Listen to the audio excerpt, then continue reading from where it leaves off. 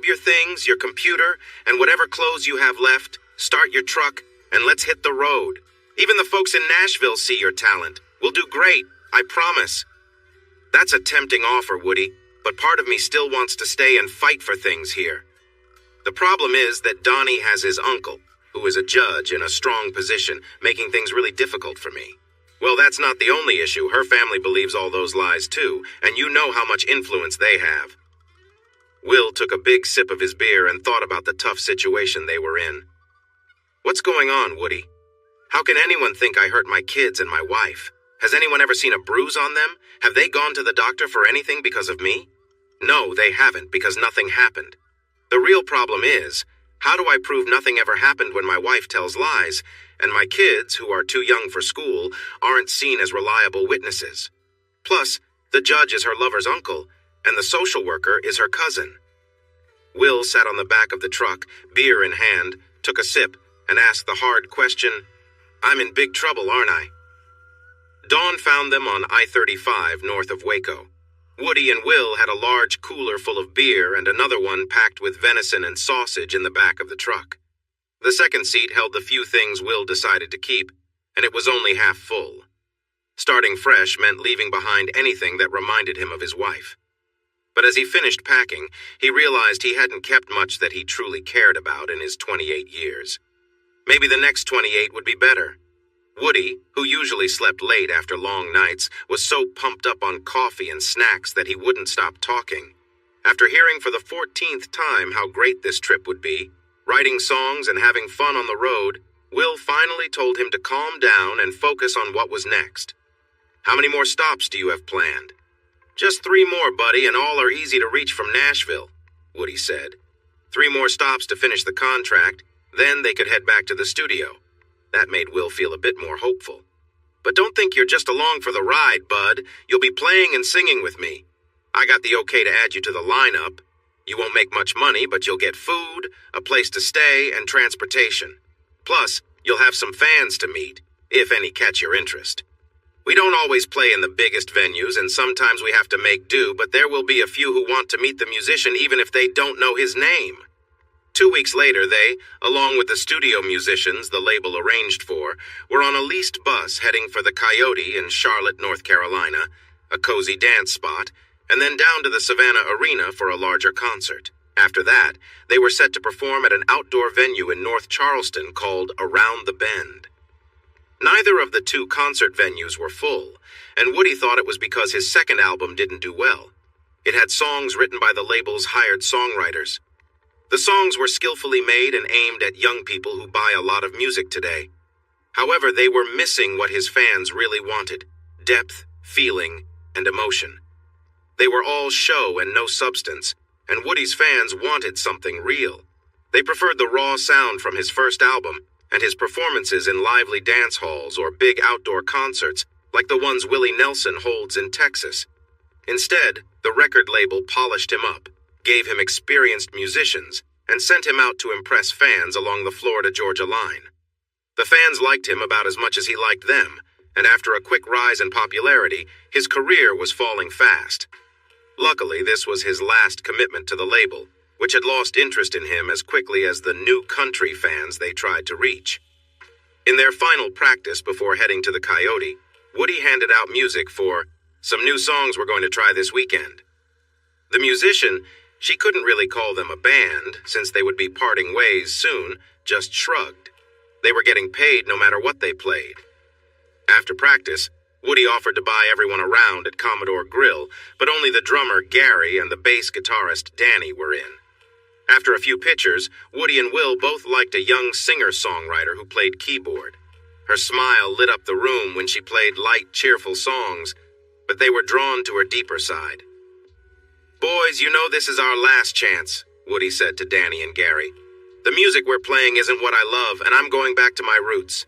That probably means I'm moving to Austin with Will here, who is going to be my bass player. Sorry, Danny, but he also wrote most of the hits on my first album and is my best friend. Dude, I play 7 instruments, including harmonica and accordion, but I'm best at steel guitar, fiddle, and banjo.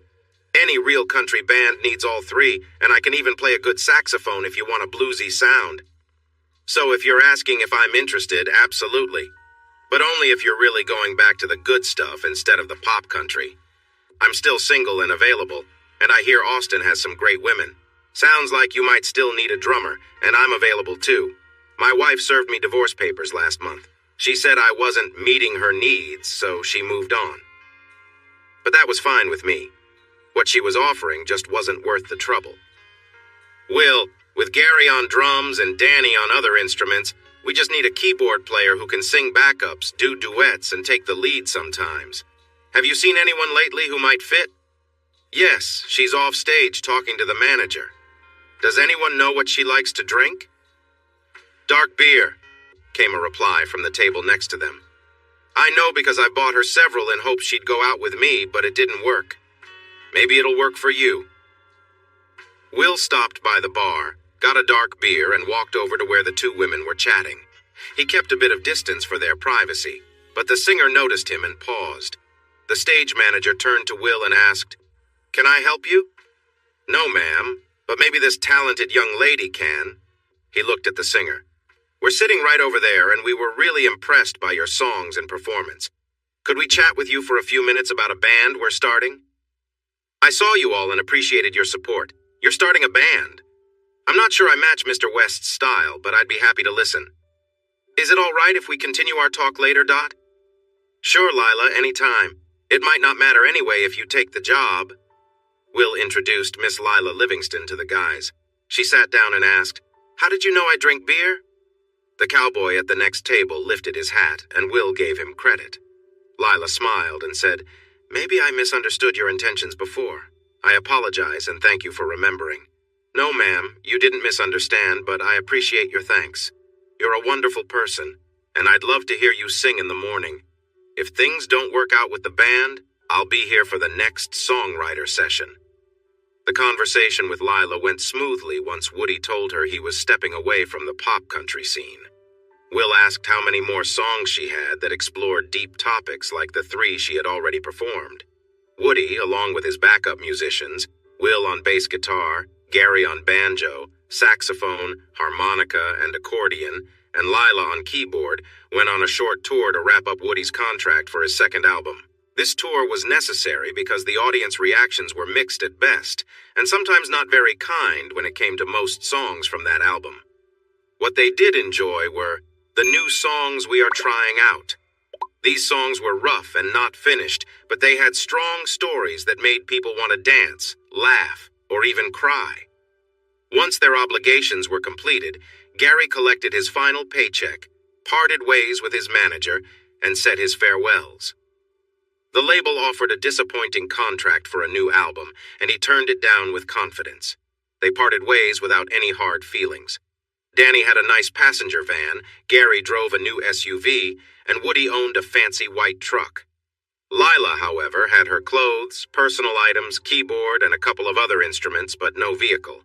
Will was the first to offer a ride, and she gladly accepted his help. Their small group set out on I-40 at 6 a.m., passed through Memphis to Jackson, took I-30 through Little Rock and Texarkana, and continued south of Dallas on I-35E. They took breaks to use the restroom, stretch, and bought Slovacek's fruit and poppy seed kolaches in West. They planned to save the kolaches for dessert after their meal at Heitmiller's Steakhouse in Waco, not far down the road. They arrived in Austin at 7 p.m. and went straight to the apartments that Woody had booked online. The apartments were old but had been partly updated inside. The great part was the location close to running trails by Lady Bird Lake and just a mile from Barton Springs and its green fields.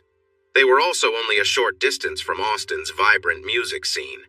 Woody had enough money for a 2-bedroom place for himself, while Gary and Danny shared another 2-bedroom, as did Lila and Will. Woody also rented a space to practice further out on South First, near the food trucks. After picking up the key from a mechanic next door, they dropped off their instruments there. The space was solid and had been used by another band before. The owner was pleased to have new tenants, especially since property taxes in Austin were high. Will had a moment of reflection when he realized it took only a few trips to move all his belongings. He wondered why he had so little to show for himself as he approached 30. The apartments were unfurnished, so Woody had rented some nice furniture. They were unsure if they could buy it later, but they hoped they could. Interestingly, there were no washer-dryer hookups, but there were 2 laundromats on site. Will felt like he was back in college, but the others seemed unbothered. Will had what Woody called a treasure chest of songs he had written over the years. These songs celebrated important moments in life and expressed sadness over losses. They also captured the early days with his loving wife, the joy of having children, and reflected on the changes that came with time. The contents of the cardboard box had piled up quickly since she and her partner took over his life, including his children, home, and belongings. They might have taken his money too, but he had set up a trust for his kids when he started earning a good income. He moved most of his cash and investments into the trusts, leaving only a small amount for himself. His attorney and good friend, Robert Hart, became the one in charge of the trust. When Will decided to leave with Woody, he quit his job and vanished, giving Hart the power to manage his affairs. Lila had her own collection of music, a different kind from Will's. She liked folk and blues, while Will enjoyed country, rock, and more. There was some folk influence in his music, too, and he loved the storytelling style, especially the kind from Lila's home in the Great Smoky Mountains. They worked hard to turn their words into songs that connected with people and made them want to dance. The more skilled band members took the main role in this, while Lila and Will supported each other as they improved their lyrics. Most of their work happened in their apartment, while Woody, Danny, and Gary spent most of their time in a new studio. After being away for 10 weeks, Will borrowed Gary's phone to contact his attorney. As expected, the shrew had changed the divorce papers to include abandonment and was asking for everything. So far, Robert hadn't replied to her demand for an overview of Will's finances, but he needed to respond soon. He had the details but wanted to discuss them with Will first. "Yes, you can share all my financial information. It will show that my savings were used to set up the trust fund for my 2 kids. Besides my retirement account, all I have is my old truck and that house she insisted on buying. The bank owns more of it than I do, and she can take it if I get to keep my retirement plan. Otherwise, we can sell it and split the money. There is enough money in the trust funds to support the kids, but the shrew doesn't get any of it. She needs to give you proper receipts for expenses related to the children, and you can pay them. No gym memberships for my 4-year-old son, no beauty treatments, and none of those fancy items for my 6-year-old daughter. I'm also not covering full-time childcare just so she can relax at home. If she doesn't work, I won't pay for childcare. If she gets a job, I'll pay for half. Understand? You know her uncle, the judge, is likely to be tough on you, Will. He may order you to pay some type of support and continue covering the house expenses. Forget him and her. She moved that wealthy man into the house I've been paying for. They can either leave and sell the place or deal with the payments themselves. She has used all the money she will ever get from me. He can ask for anything he wants, but I'm far away, and it doesn't matter here. Tell them this. You can't get something from nothing. My only income is a few $100s a month from past work. I'm living on very little, with no money coming in soon. Remind her that accusing me of mistreating my wife and kids has made it hard for me to find a job. I'm just moving around doing odd jobs to keep a roof over my head, and it's all because of her and the dishonest person she's with. If she would take back her claims, agree to fair visiting rights, and accept the split I mentioned, I would sign the divorce papers right away, and they could get married and live happily. Finally, Robert, tell her that what goes around comes around, and she should expect to face consequences in about 6 months. Robert reminded him to stay calm, avoid Texas, or at least the Bexar County area, and asked how to contact him if needed. Will said to call this phone, which belonged to another worker like him. It had a Kentucky number which he thought would confuse anyone who might get it. When Gary saw the expression on Will's face when he returned the phone, he asked if everything was okay. Will answered, "No and yes. My wife hurt me badly. Now she wants to take everything from me. That's the no part. The yes part is I plan to take a break from my usual work today, put on my work boots and clothes, and clean up the mess along the creek near our decks, so when I relax on the deck I can see nature's beauty instead of trash. After that, I'll clean up, put on my dancing shoes, and check out 6th Street. Maybe see what all the excitement is about. I would like to do this with friends, but I will go alone if you all want to stay focused on your work while I enjoy myself." As they cleaned up their part of the creek, some neighbors came by and asked if they could join. Will and a couple of neighbors had tools to help cut and pile the big branches easily and clear away the brush along the creek that blocked their view of the water. Well, the creek probably belonged to the city of Austin, but no one worried about getting in trouble for tidying up a bit. When they finished, they had cleaned the entire stretch of creek next to the apartments and built a large pile of debris for the city to take away. One of the neighbors said she would call to get that sorted. They decided to move to the picnic area near the pool to enjoy a cold drink and celebrate their hard work. People arrived with their folding chairs and drinks, still dressed in their messy clothes, and started chatting with each other. As the sky grew darker, Will stood up and said he was going to take a shower, get dressed, and continue the celebration on 6th Street. He invited anyone who wanted to join him. About half of the 30-something people from the cleanup crew thought that was a great idea and decided to change, agreeing to meet at Maggie Mae's in an hour. Once cleaned up and wearing his nice boots, Will plopped down on the uncomfortable couch and called for Lila to come out.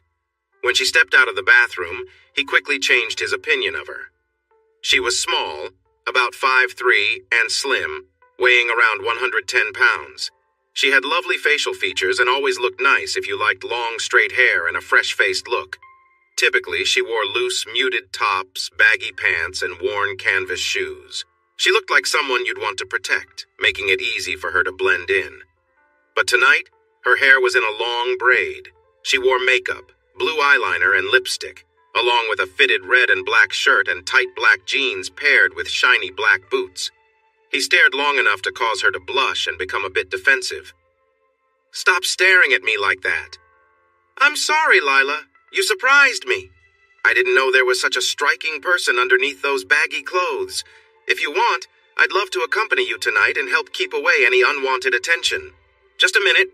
Let me get my belongings because with the way you look tonight, I might need them."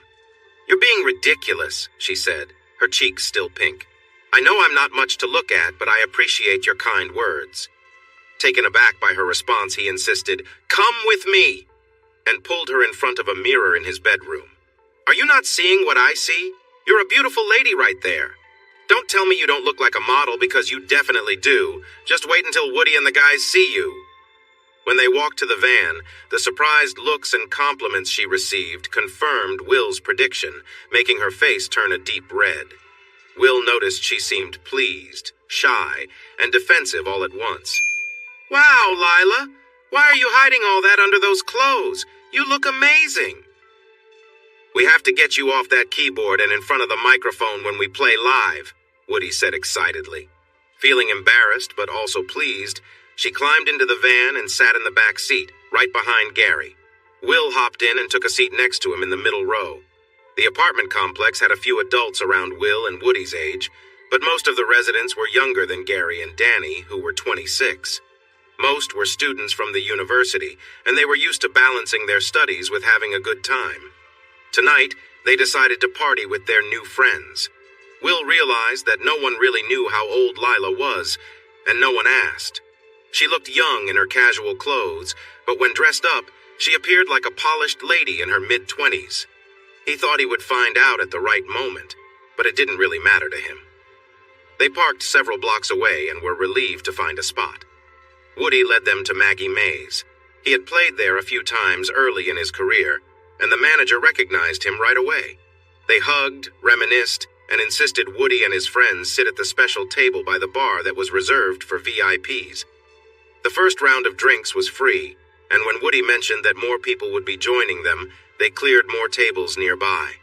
When the waiter came for drink orders, Will, a dedicated beer drinker, asked if they served real margaritas on the rocks, or if they were the typical weak ones from a machine.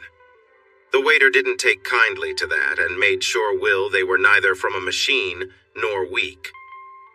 Will ordered a margarita on the rocks. Woody watched the interaction and joked, "Oh no! Watch out, everyone! Will's drinking tequila." Gary asked, "What's the story there?" Woody laughed and said, "Let's just say our quiet friend likes to talk a lot and can get a bit feisty after a few drinks. We need to keep an eye on him in case he gets too carried away." They all laughed, imagining Quiet Will as the life of the party or a fighter. In total, 22 others from the complex joined them, and the lively atmosphere drew in more people. By the third drink, Will was indeed chatting away. He told jokes, danced with everyone in their group, led applause for the band, and after a fourth drink, managed to convince the band to play a song for line dancing. He encouraged almost everyone in the place to join in, which turned the dance floor into a fun mess. The band took a break, and then returned to playing classic rock tunes from the 1970s and 80s, and the dancing started up again. Will woke up feeling very sick, with a headache and an upset stomach that couldn't stand any light or noise. When he was able to see again, he realized he was in his bed. It was daytime, and he could smell a strange mix of perfume and bacon. He tried to get up, but his stomach and head hurt, so he lay back down and closed his eyes. "Are you awake?" a woman's voice asked a few minutes later. "Just about. Who are you?" "You really don't remember me? I'm the one you promised all sorts of fun to if I came home with you." She handed him a glass of water and some pain relievers, encouraging him to take them. "Sorry, I think I had too much to drink. Did I make a fool of myself?" he asked after swallowing the pills. "Well, you're only awake because Lila and I helped you from the van, down the stairs and into the apartment. You made us laugh, but then you went to the bathroom and took a long time. By the time you came back to bed, you were already snoring before you could show us any of those tricks you talked about." "Wait, Lila helped you?" "Of course. She was a good sport, even though she had a bit to drink too. We all did after you insisted on shots at midnight. Good thing Danny didn't join, or we would have all been stuck in the van. I'm really sorry about all that, Mystery Blonde. I feel awful. Can you tell me your name?" "You really don't remember anything? I'm Lena Carolina Novak. I'm another musician in Austin. You picked me up and brought me to your table to meet your friends. Ring any bells?" "Sort of. I think I remember bits and pieces, but come eat," Lila called out. Will got up, stretched, and noticed Lena smiling at him, realizing he was still without clothes. He thought, no point in worrying now, and quickly put on some boxers and reached for a shirt. "Forget the shirt. Lila will enjoy this. She definitely noticed you last night. I thought she might try to climb in bed with you, and when I got close, she got jealous and insisted I sleep in her room. I can hear you. Stop joking around and get in here or I'm tossing your food." Lena laughed. Will, feeling a bit better, asked, "So she wanted you in her bed? Are you two together now?" "No, but she thinks you're really cute and has quite the crush on you." Will was shocked. He was about to ask more when Lila appeared in the doorway, wearing a big t-shirt that didn't quite cover her light blue shorts. Will noticed that she had long legs for someone her age. He was curious why, after weeks of wearing old clothes, she suddenly looked so lively. "You both need to come eat right now. I won't let Lena keep saying things about me," Lila shouted. "Wait, are you twins? You look just alike except for your hair color. Even your names, Lena and Lila. You are the same size with lovely legs and tiny waists. You must be related," Will said, surprised. Lena pulled Lila into the room, put her arm around Lila's waist, and walked with her to the kitchen. She whispered to Lila, "He's looking at us. Show him that you can dance." They both giggled and moved playfully, laughing when they noticed Will blushing. He quickly composed himself and followed them like a loyal friend. The girls watched him as much as he watched them during breakfast. They made him wash the dishes and teased him about his appearance while he was at the sink. He joked that he would splash them with water if they didn't stop, which made them run off to the bedroom, giggling. Before leaving, Lena turned and told him, "Go get dressed. Woody wants us at the studio in 20 minutes for practice." Will had never seen this side of Lila. Instead of being quiet and shy, she was now cheerful and playful. He realized Lena must have a big influence on her. Then he thought, for practice? Was Lena joining the band? That raised many questions, but he felt excitement about what the day could bring. Woody could play a few instruments besides the guitar, like the keyboard and trumpet, but he was mainly a guitarist. Will, who was not a professional musician, only played guitar, and Danny was the drummer. Lena played the violin beautifully, and then switched to fiddling, sounding lively and fun. After her short performance, she mentioned she could also play the banjo and steel guitar. The talents of Gary, Lila, and Lena meant the band could play many styles of music. Woody, Gary, and the girls were excited as the morning passed into the afternoon. They enjoyed exploring their talents together, feeling inspired. Before long, they realized they were hungry, so they walked to the food trucks for a late lunch. They sat at a picnic table under a big old oak tree and relaxed in the shade. Lena brought a folder with her, and she quietly chatted with Lila as they looked through it. Twice, they glanced at Will, and then Lena asked, "Will, do we need to get you drinks again to hear your story, or are you ready to share it sober? Because we're about to go buy a bottle of tequila and some limes if that's what it takes. We can't carry the sadness and anger from your songs without talking about it, but Lena says you've never said anything when she's around. So, will you tell us? Or do we need to stop by Twin Liquors?" Woody looked at his friend and said, "We've made a lot of progress already. Let me pick up some beer on the way back to my place and we can hang out on my balcony. I have plenty of chairs, and I think it's time you shared your story with the rest of us." Music from Woody's first album played softly in the background. The warm breeze of an April day in Austin flowed around them, and everyone turned their attention to Will. "I don't have much to say. If you put my songs in order, you will know the story of my adult life." Woody left and found success in Nashville with the songs we wrote in high school. "I married the homecoming queen and settled down with a good job working for her dad, making a lot of money. We had beautiful children that the proud grandparents loved to spoil, and I finished my degree at night and online. I loved my wife deeply, and she loved me too. That was the problem. Her parents warned me, and I felt it inside, but she insisted that our love meant we had to get married. I was 18 and full of emotion, so we went ahead. For a couple of years, she was the ideal partner and a great mother to our small kids, but once they got a bit older, she wanted them to be cared for by someone else. She wanted a new car every couple of years. She wanted a bigger house because our 3-bedroom home wasn't nice enough. She needed new clothes, new jewelry, and many shoes. She pushed me to take promotions to earn more money so we could have better things, but she got upset with how much time I was gone for work. She didn't like me traveling, but wanted me to become the regional manager, even though both her dad and I told her I'd have to travel a lot more. That's when she changed, becoming harsh and then unfaithful. Her parents practically stopped supporting her after she got involved with someone else and filed for divorce, claiming mental cruelty. When she got a court order keeping me away from my kids by wrongly saying I mistreated them, her parents were shocked because they knew I was a loving father. But when she stopped letting the grandparents see their grandkids, her parents stayed quiet about her false claims. Some of you might find what's coming difficult to hear, but Woody and I agreed to make an album called The Dregs of Humanity. It will talk about issues like people who hurt children, those who take advantage of others, dishonest folks, and the bad politicians and judges who help them. The main goal of the album is to go after my ex-wife, her partner, and the people who support them. Of course, we also wanted to make money, so we have to be careful.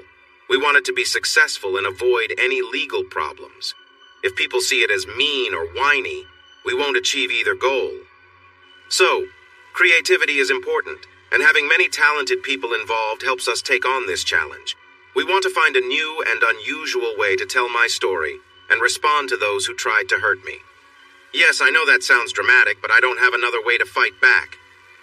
Are we thinking something like moving from Nashville to Austin or something really different? Asked Gary. I'm not afraid because I feel free. We need to rely on our bold leader, who wants a new start, to make that call, Will answered. Woody paused for a moment and said, Everyone, I'm excited to be creative, but we must make money or this won't last. My main fans are dedicated country music lovers who like their music strong. The label tried to change my style to pop country, and it didn't work. The younger fans didn't come, and my true fans weren't happy. Just ask them about the last shows. The Billy Goat Hill pundits will grow their own fans over time, but we need mine first, and then add to them. If you haven't listened to my first album, check it out to see what they enjoy. Ha ha! And then you can hear my second album and know what people didn't like. It was Will's turn to think for a moment. Billy Goat Hill pundits, huh? I like that. But the rest of this group has no clue. When shall we give them our music? I'm ready when you are. I don't want to lose my bass guitarist to trouble, and I'm not sure about your situation with the law. My uncle told me the ranch house is set for us whenever we are ready. Are you good to go? I've been ready. As far as I know, there are no issues for me, but I can check with Robert if you want. If he gives us the green light, when do we head out? Woody asked each band member, and they all replied, "Whenever." So he suggested, "How about noon tomorrow? It's a 3-hour drive." By 11:30, they loaded the instruments into the van and began their journey south. Gary and Danny rode in the van while the others were in Woody's truck, with Will driving, Woody beside him, and the ladies in the back seat. Woody used Bluetooth to play his first album from his phone, and the others shared their thoughts on it. Then he played the second album, and they did the same. The second trip invited a lot more comments. Their only stop was to pick up groceries, drinks, and ice at the H-E-B in Pleasanton. Drinks alone filled a third of the truck bed. They got 3 ice chests to store everything. A big cooler held the ice, another carried the meat and milk, and the smaller cooler was filled with drinks and ice. An amazed Lila asked if they were planning to stay a month. Woody replied that they had bought enough supplies for 3 days, but they expected visitors. The ranch house was located on the Frio River near Tilden, just a few miles from Choke Canyon Reservoir. The river was flowing well because of the lake, turning it into a lovely spot in the dry part of South Texas. This trip was the first visit to the brush country for the girls from Tennessee and North Carolina, and the boys from Kentucky and Georgia. Woody and Will knew it could go either way. They would either love it or dislike it. This was true for both locals and newcomers, and many local kids left for school and never returned. While places like the Hill Country, Austin, and San Antonio grew quickly, South and West Texas saw a slow decline in people until a retired oil engineer discovered how to extract oil from shale. Now, more people had moved in, creating busier roads than the locals wanted, but they appreciated the business and welcomed the checks from oil royalties. Woody and Will watched their friends and were happy to see that no one looked uncomfortable, the way they had seen in the past. They exchanged smiles. They explored the ranch in a small ATV, observing the cattle, horses, deer, quail, and wild pigs. The newcomers were impressed, and as they enjoyed their chilled drinks, the cooler got emptier. By the time they returned to the house by the river, everyone was cheerful and chatty, and Gary needed to refill the drink cooler. Will cooked fajitas while others chopped tomatoes, lettuce, and avocados. Woody prepared fresh salsa using peppers. At first, much to the Texans' surprise, the Southerners called them wraps, but they soon realized these were fajita tacos once the salsa and toppings were added. The amount of drinks consumed went up as the peppers got hotter. Lila, Lena, Woody, and Will took out their guitars. Danny brought a tub, and Gary showcased his harmonica. They played around with a few George Strait songs, including All My Exes Live in Texas, which sparked a talk about the old Frio River where I learned to swim. The newcomers discovered that George grew up in nearby Pearsall, and yes, this was indeed the Frio River. They also talked about the headwaters, Garner State Park, Concan, and floating down the river, promising to do it one day soon. Each songwriter shared some of their own songs, and everyone enjoyed the music. As it got darker and people started to feel a bit tipsy, Woody sang his favorite closing song, When the Sun's Going Down over Choke Canyon Lake. After that, they all went to their rooms in the big old ranch house. Woody had the master suite on the north side. Gary and Danny had bedrooms on the same side, sharing a bathroom. Will's room was across the hall on the south side, near Lila and Lena, who each had their own bed. They shared a bathroom too. "Let me use the bathroom first," Will said. "I'll be done in 10 minutes, and you two will take longer. Come on, Lila. How long do you take to get ready?" "It only takes me about 5 minutes," he teased. Lila smiled and replied, "Maybe 6 or 7 to make sure I'm clean, but not more than that. I think we should go first so you can wait." "I have an idea. Let's share the shower. We'll save water and time, and I can help make sure you're both clean," Will suggested. Lena raised an eyebrow and winked. "That sounds like it might take longer than 10 minutes, but I'm in if Lila is." Lila blushed and shook her head. "I'm not ready for that, but thanks for the offer." Will playfully challenged her. "What? You can look at me when I'm naked, but I can't see you?" Lila turned a deeper shade of red, looked away, and quickly went into the bathroom, locking the door behind her. Lena and Will laughed. "How about you?" he asked as he moved closer. "I could help you wash very well if you wanted." She smiled and rested her head on his chest. "That sounds tempting, but I really need some sleep. Plus, I think Lila might be upset if we did that." "Don't worry about Lila. We're just friends and bandmates, that's all. We've never even kissed." I know, but she has a big crush on you and gets jealous of any girl near you. I don't think it would be safe for us to shower together. Okay. How about you just sleep with me and I'll lock the door? Will whispered, giving her a gentle kiss on her ear. He noticed her reaction and smiled. Let's give Lila some space, she said lightly. I'm going to tell her that if she doesn't make a move on you tonight or tomorrow, I will.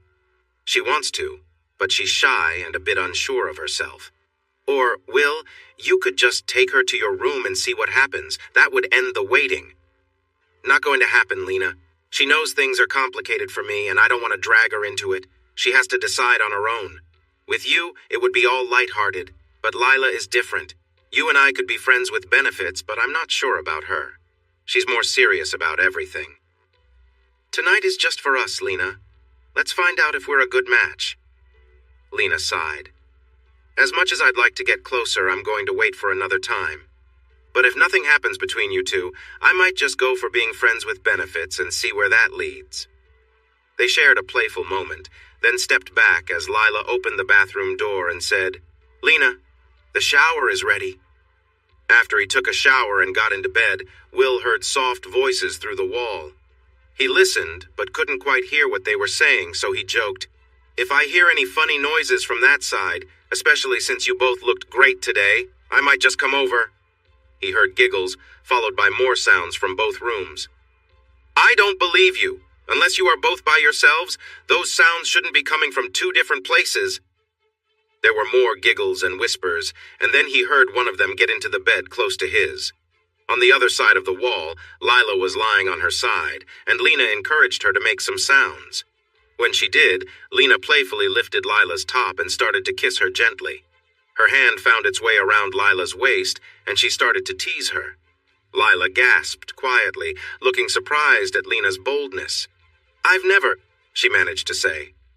Lena continued, making Lila feel things she hadn't before. Lila's shy responses turned into genuine sounds of enjoyment.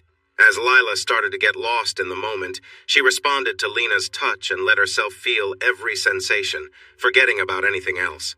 Lila collapsed onto the bed exhausted, while Lena leaned down and gently kissed her. Lila didn't respond at first, but soon her breathing changed as she seemed to relax, her body showing signs of calmness. Will, who was in another room, heard soft sounds and recognized the tone of contentment. Curious, he quietly got out of bed and tiptoed down the hallway. He peeked through a slightly open door and saw Lena lying next to Lila, giving her a comforting embrace. Will slowly opened the door a bit more and noticed Lena gently holding Lila close. Lena kissed Lila on the neck, her actions slow and tender. Lila's breathing became deeper, showing how relaxed she felt in Lena's care. Will watched from the doorway, noticing how both women seemed completely comfortable with each other. He could sense the bond they shared, a moment of trust and closeness between them. Feeling somewhat out of place, Will watched silently from his spot. The peaceful atmosphere in the room made him realize how deep their connection was. Lila, still resting, appeared to fall into a peaceful sleep as Lena continued to gently soothe her with soft touches. Will quietly stepped back, feeling that this was a private moment meant for them. As Lila began to snore lightly, the room was filled with a calm, serene atmosphere, a sense of comfort shared between the two. He decided to leave them undisturbed, closing the door behind him gently. She lifted her head from where she had been resting near Lila, smiled at her sleeping face, and moved closer to lie down beside her. Will quietly left the room and went back to his own, determined to think through his problems. Woody, Will, Gary, and Danny were enjoying coffee on the deck outside the kitchen when Lena and Lila came in. Will made sure he could see them as they poured coffee, exchanged playful looks, and encouraged each other before stepping outside with shy smiles. Well, look who decided to join us, Woody started. Lena and Lila are up, and it's only 9:30. What did you two do last night that has you both so tired? We heard when you finally went to sleep because the house got quiet. Was it really that tiring before that? Lena had a big smile, but Lila looked down at the floor and turned a bit red. Will took her arm and gently pulled her close. Come sit on my lap and I'll keep you safe from Woody. She looked surprised, but let him pull her onto his lap, where she buried her head against his chest, trying not to look at anyone. This made everyone laugh even more. She stayed hidden, but a small smile appeared on her face. Lena patted her head and giggled. "All right, enough teasing. Sometimes girls just want to have fun," Will said, still smiling. "Let's leave the girls alone. Let's eat and get to work. There's a song I want to finish this morning." Breakfast was lively. Lila finally got off Will's lap when he started trying to feed her. By the end of the meal, they could see a new, more energetic Lila. This upbeat feeling carried into their work session, but as Will shared the song he wanted to complete, the mood became more serious. It began. "I'll never lie to you," said the liar. "I'll never cheat on you," claimed the cheater. "He doesn't care for you like I do," he promised honestly, knowing his feelings were not true love. The lyrics explored a tale of someone without morals, and they worked together to fine-tune the song until it was ready for final review. By 2 p.m. they had finished, and Will suggested looking at another song from his notebook. "Hey, this next one should be a bit brighter. We need something fun to dance to among the serious ones," Woody said, getting nods from the others. "Exactly.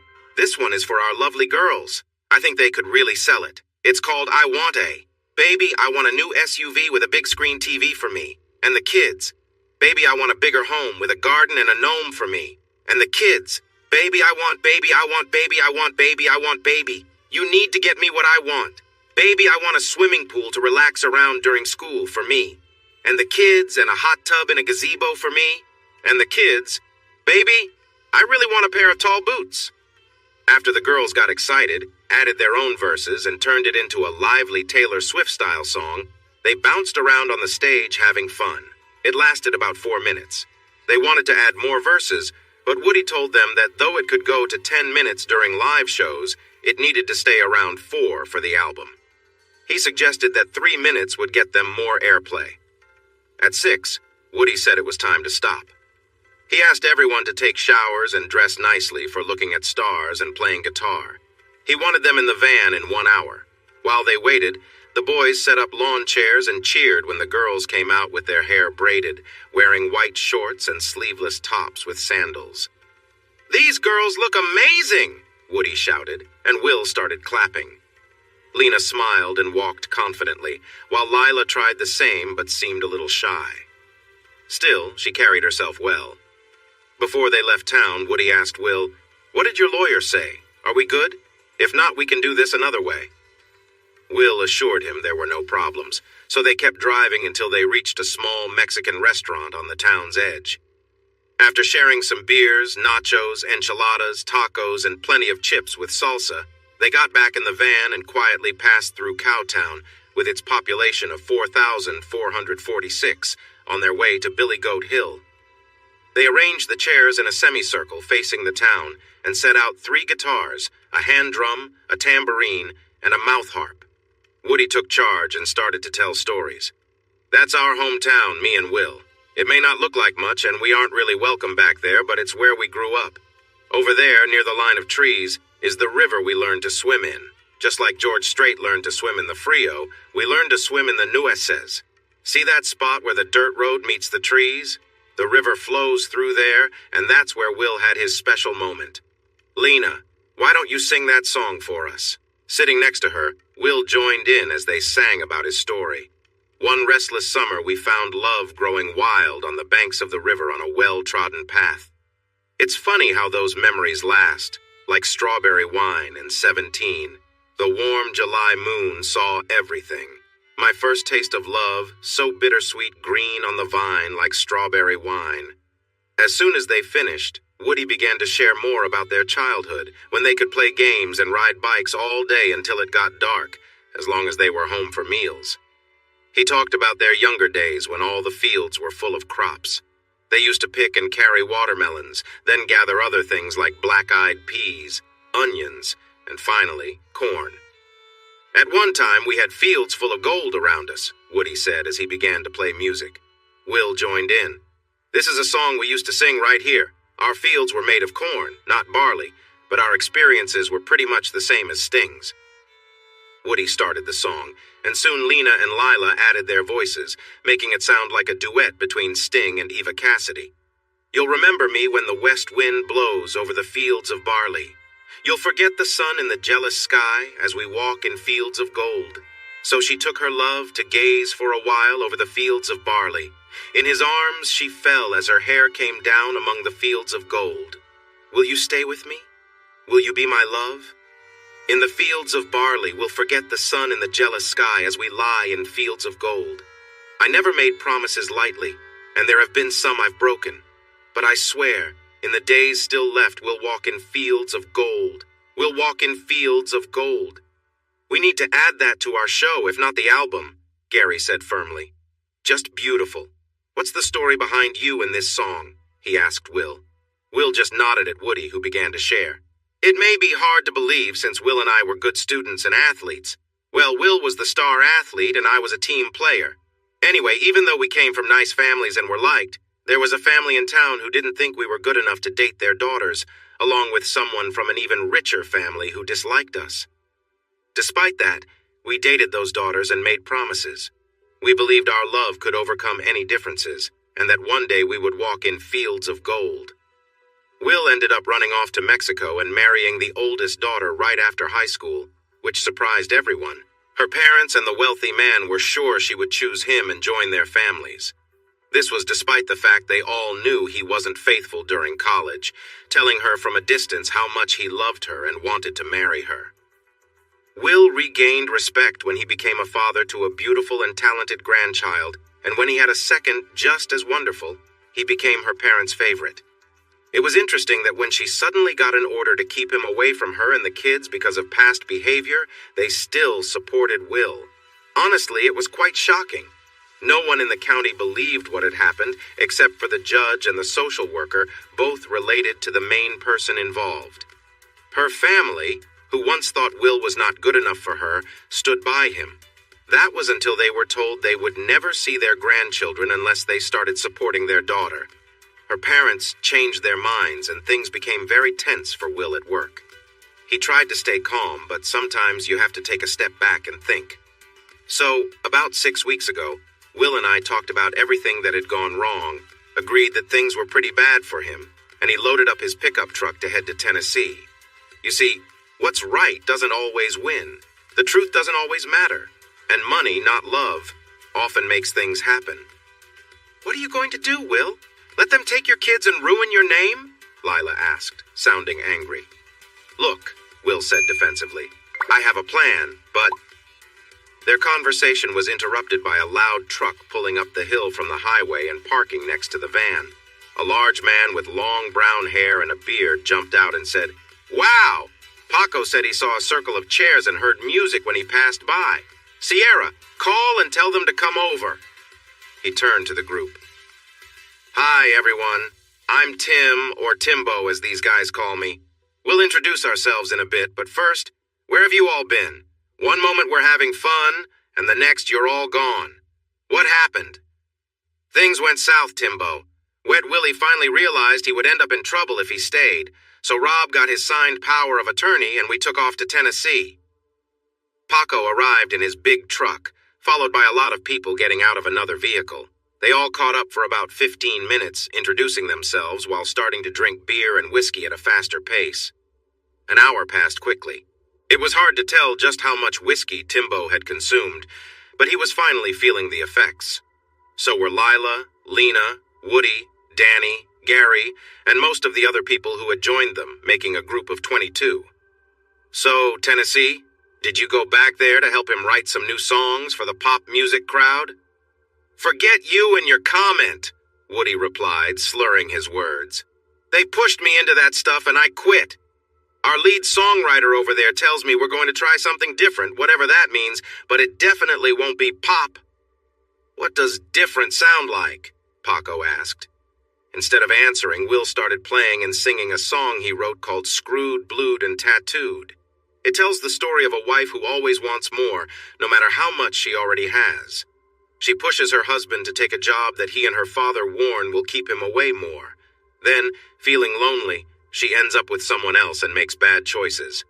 When he finds her with that person, things turn messy. He gets into trouble and loses everything, including his family, and eventually leaves town. It was quiet for a few seconds after Will stopped singing, then Paco said, Well, that's enough to make anyone go crazy. They played for another hour, and the crowd back home had mixed reactions, sometimes crying and sometimes laughing. Looks like the new songs are popular here, Woody said with a smile when they got back in the van. We have a lot to do, but I think we're getting somewhere, Lena said before moving to the back seat of the van and falling asleep. It didn't take long for everyone else to doze off too, so Will drove in silence, thinking about Lila's challenge. Did he give up too soon? Forget about the property and everything else but his kids? Stay focused. Play the long game, he reminded himself. You can lose every little fight as long as you win in the end. They slept until 9, took some medicine to feel better, cooked beans, and worked on their music from 10 until 2. The group from last night and some other friends will be arriving in an hour, Woody said. They'll help cook and set things up, but we need to start the fires, prepare the salad, season the meats, and finish all the other tasks. So freshen up and get dressed. The group from last night grew to 32 friendly faces. Newcomers quickly became part of the gathering as the evening went on. Someone asked Woody to sing a favorite old song. He happily agreed while Will made sure everyone had a cold drink. After a couple of songs and plenty of applause, Woody strummed a bit and spoke normally. While I've been singing to you, the person who writes these songs has been around, making sure you're all taken care of, just like always. Mr. Conscientious, why don't you come up here and join me? Let's show these people another side of you, Woody said with a smile. Will laughed, grabbed his guitar, sat down, and asked, Shall we start with the drunk anthem? Woody grinned and began to sing. Will joined in, singing, I love you so much, it's unbelievable. Everyone cheered and laughed. Then Will called out, Olsen twins, come up here and sing a tribute to my ex-wife. Lena and Lila stood and quickly moved into the circle, giggling and posing with hands on their hips. The band members grabbed their instruments, and the girls sang playfully, fluttering their eyelashes at the guys around them. Lena even playfully sat on Timbo's lap for a moment, causing laughter from everyone when they noticed Tim's surprised face. The boys kept playing as the girls created funny new verses about various things, like fancy clothes and nice gifts. It was hilarious. Woody wrapped it up by saying, You can't have everything you want. Lena responded with a playful flop in his lap and said, Please don't let me down. Will's ex-wife's former best friend then added, She will be shocked when she hears that song.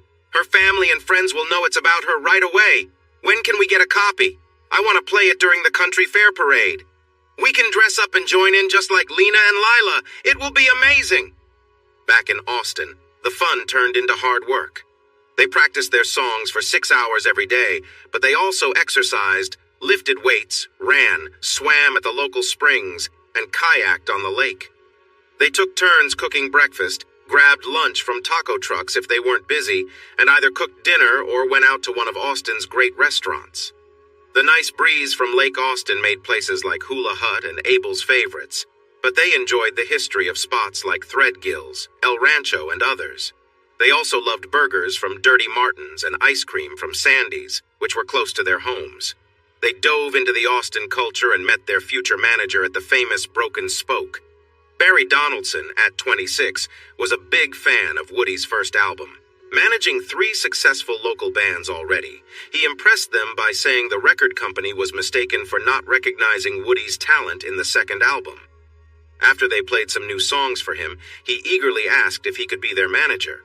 Wow, this could be an amazing album. I don't know where you found these songwriters and musicians, but I've never been part of a group with such a bright future. Please let me join. My team and I are skilled at using technology, social media, and online platforms to help our clients. We're also good at working with radio, TV, and live music venues to promote them. So far, only one has gone national, but I know you all will too, and that will be a new challenge for us. After he promised to guide them without getting too involved, they signed the contract, and the Billy Goat Hill pundits finally had a manager, someone who enjoyed their music. He took care of the business side that had been tough for Woody, allowing them to concentrate on creating music. Occasionally, Woody, Gary, and Danny would have guests over at their apartments, but Will didn't, and the women they entertained were not pursuing relationships with men. Will could hear soft sounds coming from the other room at times, but it seemed more about releasing stress than building a romantic connection. After a long week, and with their first album almost ready to record, they decided to go out to have some fun and celebrate. They started at the unique clubs in the 4th Street area, then crossed over to the lively East 6th Street, which is quite popular. They were taking rides home so everyone felt free to enjoy themselves, and before midnight, Will had a bit too much to drink. After making a bunch of new friends and dancing closely with several college girls, they thought it was time to head back before anyone got upset. On their way home, Will joked around with Lena and Lila, but they laughed and reminded him that the last time he made wild promises, he ended up sick and needing help. They didn't realize he was feeling good but not drunk at all. He was just curious if they would be interested in more fun. It didn't seem like they were, but he was sitting between them, and there were no complaints when he made light touches. As they reached their apartment, Lena looked uneasy and Lila seemed lost in thought.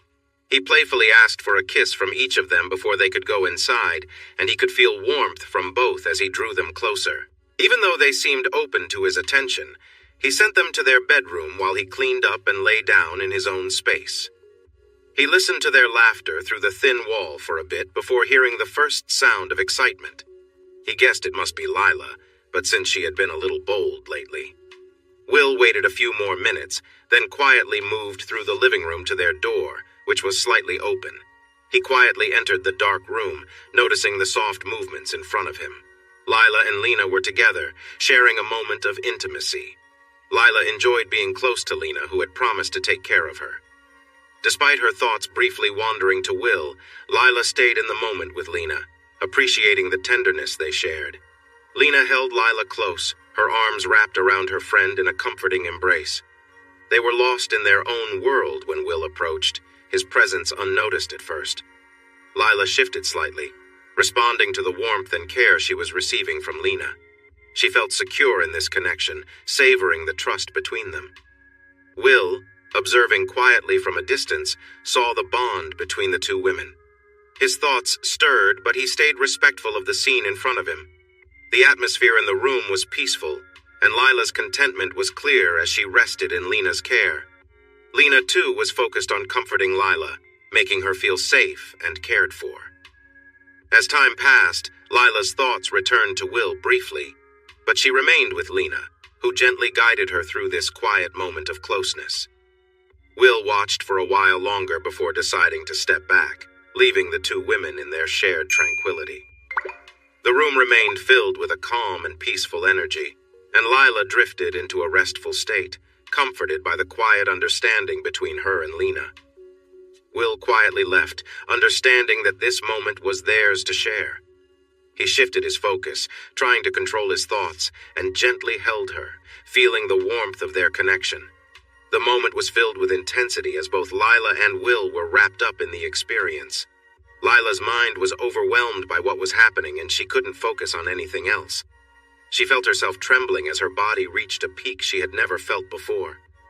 The sensation was powerful, taking over completely, and she lost control for a moment, her body reacting in ways that surprised even her. Will, equally caught in the moment, reached the height of his emotions and everything seemed to happen at once. Lila, exhausted, collapsed forward, bringing Will with her, and they both lay there trying to catch their breath. Meanwhile, Lena, who had been caught between them, wiggled free and sat up, a bit flustered but still playful. She made a joking comment about being stuck under them, which lightened the mood for a moment, even drawing a small laugh from Will. Lila, however, was already fast asleep, worn out from everything that had just happened. Lena, still catching her breath, joked about the situation, but quickly shifted back to her playful nature. Will, sensing the lightheartedness, responded in kind, keeping the atmosphere comfortable. They shared a few more words before deciding to let things settle down for the night. After that, things changed. Lila became closer to Will, moving into his room, and their bond deepened. Though their relationship grew, they found moments of comfort beyond the excitement, with Lila often seeking warmth and care from Will, especially during quieter times when she simply wanted to be close and feel safe. He suggested other options, but she wasn't ready for that. Still, she had come to enjoy some moments with her partner and felt more excited as the time drew closer. Lena brought a few items to share and surprised Lila with her enthusiasm. It wasn't just Lena's excitement that surprised her. It was that it could be clearly heard in Will's bedroom. Now Lila realized Will could hear everything that happened on those nights when Lena was close to her. Lila kept telling Will that she wasn't really into women. It was just the fact that the most attractive man and woman she knew lived with her, and she found it hard to resist Lena's charm. Being around Will turned her feelings upside down. Will reassured her that it was no big deal, and he joked about looking forward to the day when she would switch places with Lena. This made Lila playfully hit him and insist that it would never happen. He laughed and agreed that it might, so she protested and playfully struck him again, though her laughter told a different story. Spending nights in Will's bed changed Lila in unexpected ways. The shyness she had shown since they met faded, and she began dressing in a way that highlighted her personality. A lively and funny side of her came out. She was no longer just in the background, but stood out with her beautiful smile, bright voice, and joyful movements while performing. Freed from her inhibitions, they discovered her singing talent was much more impressive than she had shown before, and she was comfortable dancing in a fun way. Lila's new confidence inspired Lena to be more outgoing as well, and she created fun little dances during their practices. After an energetic rehearsal where the girls competed to impress each other, Woody called for a meeting at 6 that evening on his patio. "I'm bringing tacos from the truck for everyone. Bring your own drinks. We need to discuss some important things about our future." No one knew what to expect when Woody appeared before them, looking determined. Even Will was a bit confused. He started by saying, "Yes, I know we're almost done with the album, but we need to start over. We've missed something important, and that changes everything. I'm the so-called star of this group, and this is meant to be my third album, but I suggest we make this the first album for a new supergroup called the Billy Goat Hill Pundits. No, please hear me out. I'll still be in front, and I'll sing lead on some songs, but Will's deep voice and serious style work better for others than I can. He really captures that dark and intense vibe. But the best part is, we have an amazing version of the twins with us now. I don't know what Will's secret is, but Lila, wow, how did you keep all that talent hidden? It turns out you're even more beautiful and talented than Martina McBride, and that's really special. Lena has always been lively and open on stage, but with you shining, she sings like you two belong in a group together and dances around like part of a famous show." Lila looked surprised and a bit scared. Lena seemed excited. "Lila, you're going to sing the song you wrote about your mom's boyfriend. Lena, you'll sing your song about those teenage moments, and Danny will choose who sings his song about falling." So, I'm switching from lead singer to music producer for this group. We're going to look at some songs on our album and change them a bit to fit the incredible skills of these rising stars, and the more serious, moody one over there. He may not have as much talent, but he can be quite interesting in a classic way. Any questions? Lila had many, and Lena had a few. The seasoned musicians just smiled, knowing he was right. Will grumbled, "I wish she had shown her talent earlier. I want to get this on the radio as soon as possible." Lena reminded him that she had asked him to help her weeks ago, but he didn't. Lila smiled at him playfully, winked, and silently joked. They worked late into the night rewriting and rearranging, then spent long hours in the studio from morning until night over the next few days, continuing through the next month. Summer ended, and autumn began in Austin, Texas. The biggest change was the weather cooling down from extreme heat to temperatures in the 90s, along with many excited Longhorn football fans coming to town on weekends. Barry talked to the manager at Maggie Mae's and quickly replaced the house band with the Pundits on Thursday night. It didn't seem like a big deal at first, but word spread quickly thanks to Barry mentioning his new group on the radio and social media. Everyone in Austin loves being part of something new and exciting. The place wasn't quite full when they began playing. Woody introduced each member and told the audience that if anyone was a fan of his earlier album, they might want to leave now because this would be different. No one left, but a few cheered. The rest didn't really know who he was. "We're the Billy Goat Hill Pundits, and these songs are from our new album, The Human Condition." Everyone here helped in some way to write or arrange each song, but I want to give special thanks to Will for his key role in this album. He created most of the songs and had the ideas that inspired us to make an album about what it means to be human. Just like life, some of the songs are cheerful and light, some are serious and dark, and some express anger. Stay with us, and we will let you share your thoughts on our songs after you hear them, he said. Will teamed up with Woody on the first song, called Plutocracy, which was later renamed Boss Rule. This song told the story of a small town where a few wealthy families controlled everything: the banks, the best jobs, the local government, and even law enforcement. It had a folk sound and included a couple of lively banjo duels between Lena and Gary, reminiscent of old movies. The audience was quiet, paying close attention. This was not music for dancing or singing along. It was a heavy story told through song. When it ended, there was a brief silence before the audience erupted into applause and cheers. People flocked in from the street, drawn by the noise, and soon the bar was packed.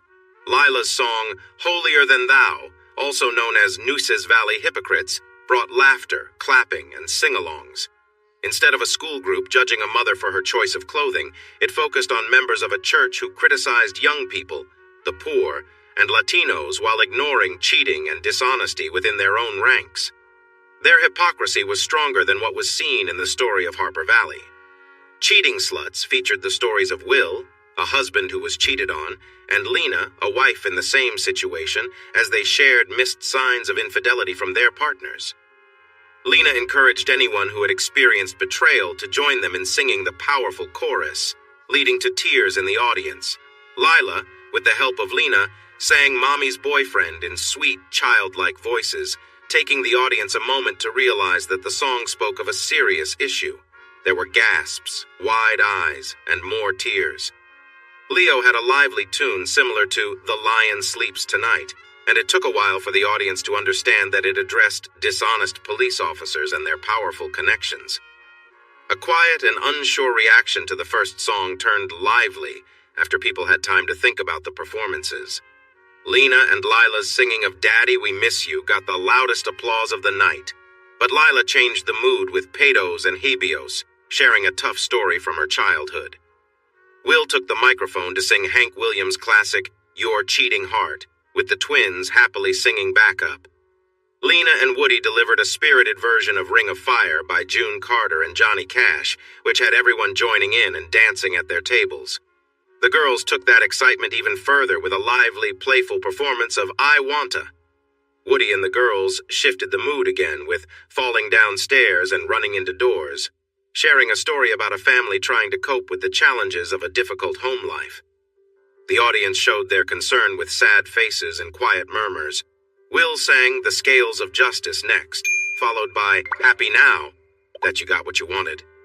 The first song criticized unfair judges and social workers, while the second revealed the selfishness of a certain individual.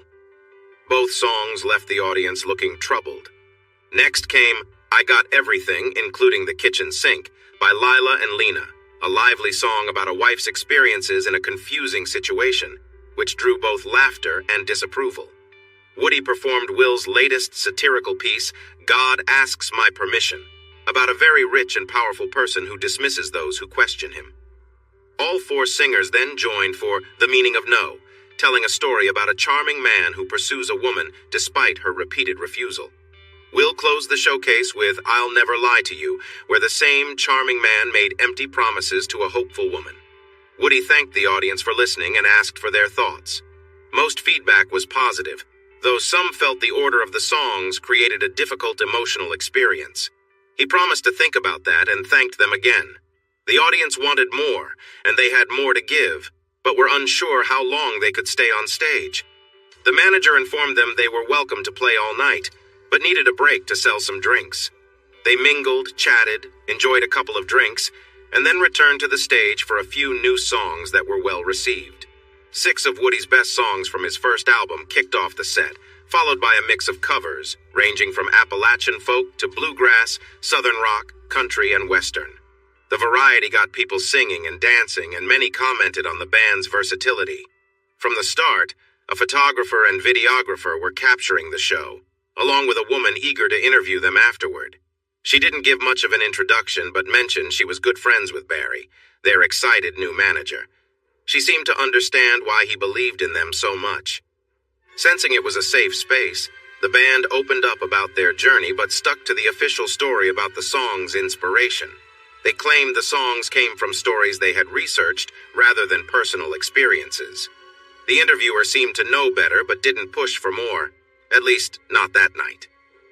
Later, the entertainment report she sold to the local ABC affiliate hinted that the emotions behind the songs might be more personal than they let on. The next morning, the band returned to the studio to fine-tune their work. 2 days later, they began recording tracks. Although the album had been in development for months, the actual recording process only took a few days. They wanted it to feel raw but flawless, and the experienced producer Barry hired was more than happy with the results. The critics were too.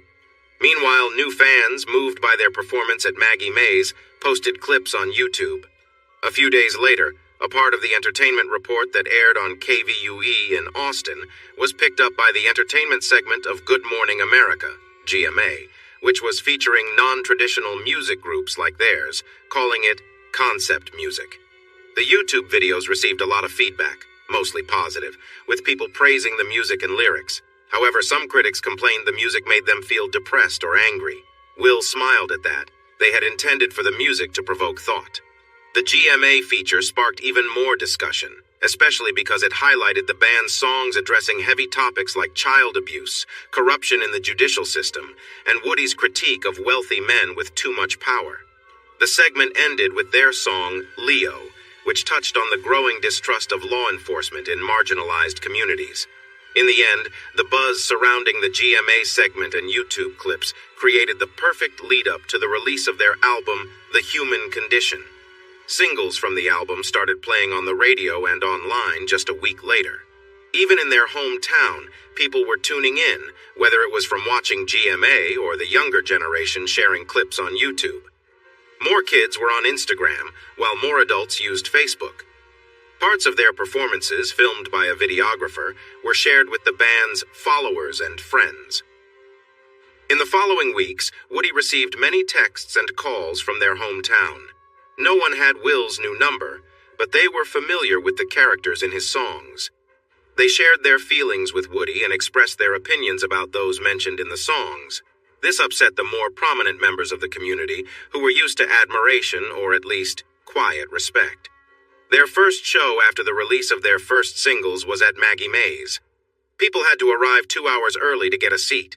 They played for 2 hours to a lively crowd, taking only 2 short breaks, while many social media posts came in during and after the performance. When they woke up the next day, they found out they were trending, and their social media accounts were filled with new friend requests. It would have surprised them that they responded to many of these requests, and shared new pictures and videos of themselves, both alone and with others, if they had known. Their followers and friends grew rapidly as they focused on preparing songs for their second album and practicing for shows at different venues. Barry's tech team did great work. Now it was time to perform around town to improve their show, while Barry organized their first tour. They needed new equipment for some bigger venues, but they needed money for that, so they were ready to take on any opportunities that would help them earn and refine their performance for the upcoming tour. The next show they got was at the historic Scoot Inn on E4th, an outdoor venue that was larger than Maggie Mae's but still cozy. They set up early, and a security guard made sure the stage remained clear until they were ready. It was Friday, and the Horns had a home game the next night, so the town was buzzing with excitement, and the Scoot Inn was packed with people. It was the first cool night of fall, with a gentle breeze, but the DJ had done a great job of energizing the crowd. The 2 bars kept everyone happy with drinks by the time the band came on stage at 8:30. The stage was cozy and about 2 feet high, with fans packed in closely. Woody introduced the band members and shared how the band started. It all began during a gathering under the full moon when Will realized his marriage was ending, and he felt lost in their hometown.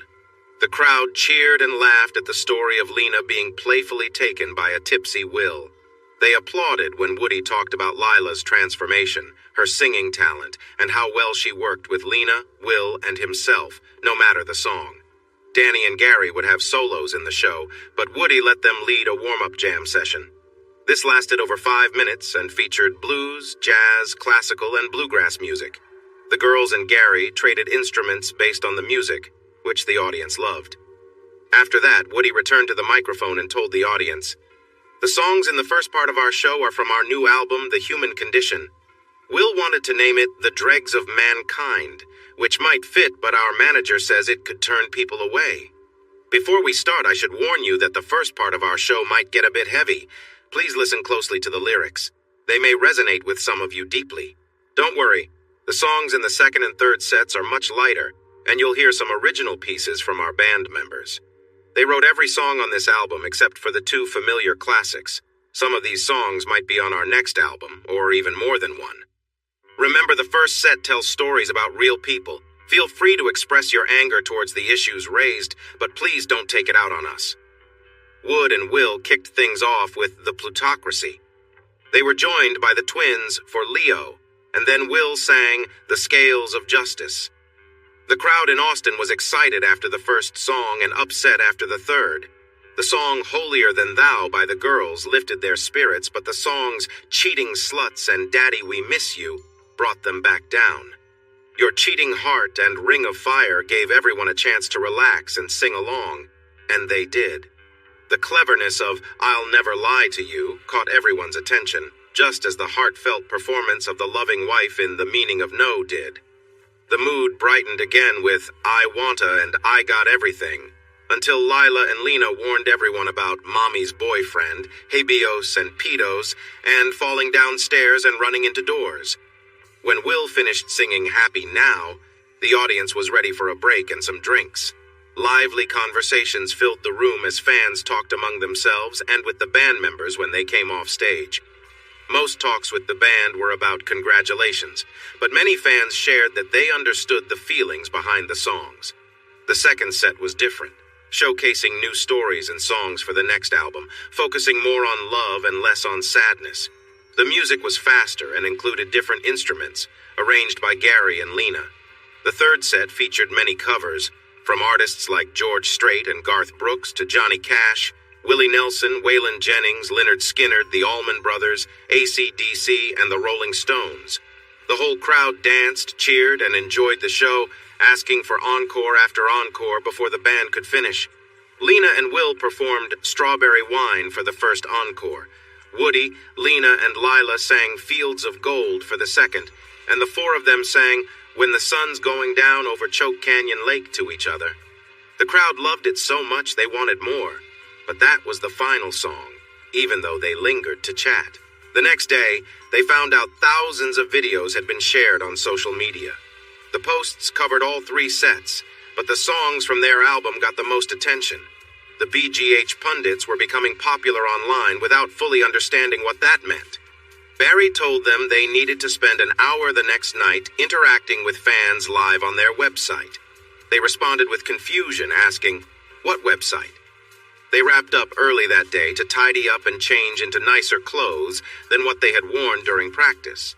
Nobody was keen on it at first due to the awkward questions they often faced in interviews, but their fans turned out to be thoughtful and passionate about the music, making it an enjoyable experience. Will, Lila, and Lena couldn't openly say their own experiences inspired the lyrics, but they didn't deny it either. It was a balancing act, but Will took the lead, and the girls followed. Woody had said that none of the problems were his, and that was good enough. Gary and Danny were more interested in the music than the words, so they had a great time. They played for over 90 minutes before they left to grab some dinner, and social media praised their performance. Barry booked them a Saturday concert and dance at Mavericks in Buda after another band canceled 2 weeks before the show. Mavericks was big, loud, and crowded with enthusiastic people. The pundits wondered how their new songs would be received, but it turned out that people from all backgrounds shared common struggles and feelings, just like students and others in Austin. In fact, the crowd seemed particularly upset about issues caused by those in power, like government corruption and people who take advantage of others. They also showed strong support for stopping child abuse, as seen by the generous donations to the Safe Alliance and the Family Crisis Center. Lena suggested setting up donation tables for these charities, so after the first set, she took charge of directing attention to each charity and explaining their goals. After the show, the representatives of the charities gave her warm hugs to thank her. As soon as the set ended, the bartender sent a tray of drinks to the stage, and the band members spread out to chat with fans and friends. Will barely made it into the crowd before someone grabbed him from behind and lifted him off the ground. "Guess who?" a deep voice called out, and Will shouted, "Let me down, Timbo!" He was set down, only to be greeted by a cheerful person named Sierra. They talked and learned that others from home were there as well. They agreed to meet up after the last set if everyone was still awake. "You always made me want to celebrate with a drink, and tonight it's because that story is just so sad," Sierra said over the noise. "I want to confront your ex and the person she's with to protect your kids." "Those songs aren't just about my kids," Will explained. "Lena and Lila wrote some based on their experiences, and Danny co-wrote one with me. I believe there are serious concerns about my children, mostly involving neglect and a lack of care, and my daughter seems to be getting more withdrawn and unwell, which really needs to be addressed. I can't do anything with the court orders in place, but I am close to hiring someone. Give us a week and we will do our best to find out," Sierra promised. "If we can't hire someone, they cannot get away with hurting those children, especially after everything else they have done." The second set of songs was very well received. They had finished some and improved others, and the upbeat music made people laugh, dance, and sing along. There were a few more songs with deeper meanings, but the ones that got the biggest reactions were High Flyers, about neglectful parents, and Screwed, Blued, and Tattooed, which Woody said was Will's story. The lively third set included Strawberry Wine, Fields of Gold, When the Sun Goes Down Over Choke Canyon Lake, and for the first time they ended with I Love You So Much I Could Burst. The reunion with their friends was delayed by the encores, but finally happened an hour after the show at a bed and breakfast near Driftwood. After a few drinks, Woody sent a message to Barry asking them to perform at the country fair and hog cookin' in their hometown the second weekend of April. Just after 3 a.m., Barry spoke on the phone with Sierra, who was in charge of the big dance, and they agreed on a fair trade for the band's performance, no fees, just plenty of drinks and barbecue. After dealing with their headaches and stretching out after sleeping on couches and rugs, they arrived at their reservation at Salt Lick around 2:30 p.m. They enjoyed a big meal, shared hugs and goodbyes like old friends do, promising to stay in touch. Then the band got back to work. They were getting a lot of radio play and feedback about their first album, which made them worry that the songs would lose their impact. Woody decided to release their second album just before Christmas, so they really focused on their work and practice.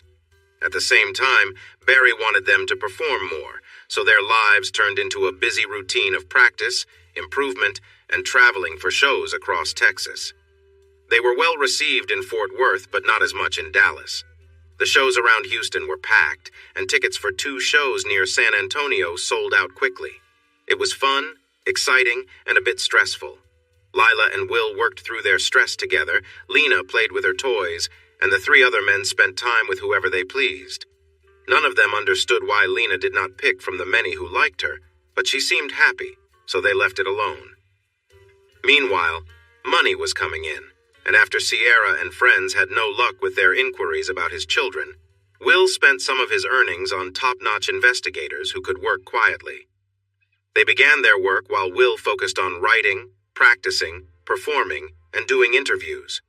After the interviews, everyone in Texas and many people across the country knew the names and stories of Woody and Will. Their fame lasted much longer than expected. Most news articles were just repeating what was already known, but a few looked deeper into the community and politics of Cowtown. They drew conclusions that Woody and Will didn't confirm or deny. Because these were brief segments, they could avoid clear answers by sharing some details about their upcoming album. The big surprise came when they were invited to a podcast hosted by someone with over 1 million subscribers.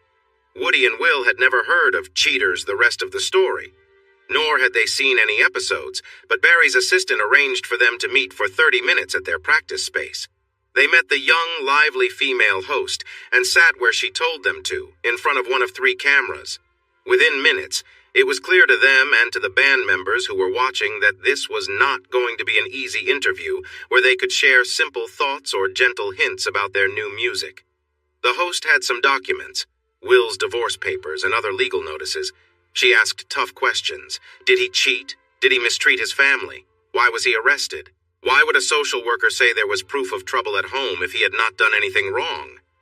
At first, Will thought about dodging the questions, but it was clear she had strong information, so he decided to respond honestly. No, I did not cheat. No one can show proof that I ever did because I did not. The claims that I hurt my wife or children in any way are absurd. You won't find anyone who can say they saw me hurt them or heard from a trusted source that I did. There are no records from doctors or hospitals because it never happened. As for why the judge ruled the way he did in favor of my wife and her new partner, you should ask the judge, who just happens to be her partner's uncle. The social worker is also related to Sarah. While I cannot say for sure that this impacted her report, it does raise questions about their connections. The host smiled and replied, I asked those questions. I spoke with 47 local people about your character and whether they believed you mistreated your family. 22 refused to answer unless they were promised their names would stay secret. When I assured them of their anonymity, they agreed, along with the 25 who spoke openly. I won't share all 47 answers, but the summary is clear. Not only no, but definitely no. Many people said you were the main caregiver and favorite parent of the kids, and they believed her parents felt the same way.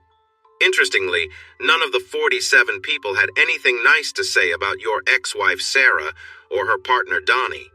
Most had a good opinion of your former father-in-law, but thought he treated you poorly because his daughter threatened to keep her children away from him if he didn't.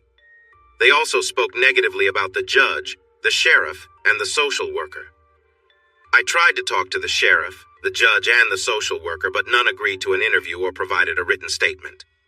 So, Mr. William Andrew Callahan, it seems to me that many songs on the BGH Pundit's first album are about your life. Am I right? Will, still filled with anger, was about to shout, Yes, they are! But Woody stopped him. Miss Daniels, I think we'll let your research speak for us, and you and your audience can make up their own minds. She smirked but shot him a glare when he wouldn't let Will respond to her next questions about the album's songs related to child neglect.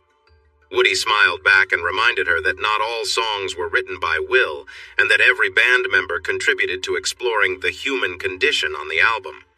When she asked about a song from their next album about children raised by parents who don't prioritize them, he shrugged and said they would leave that conclusion to her and her viewers.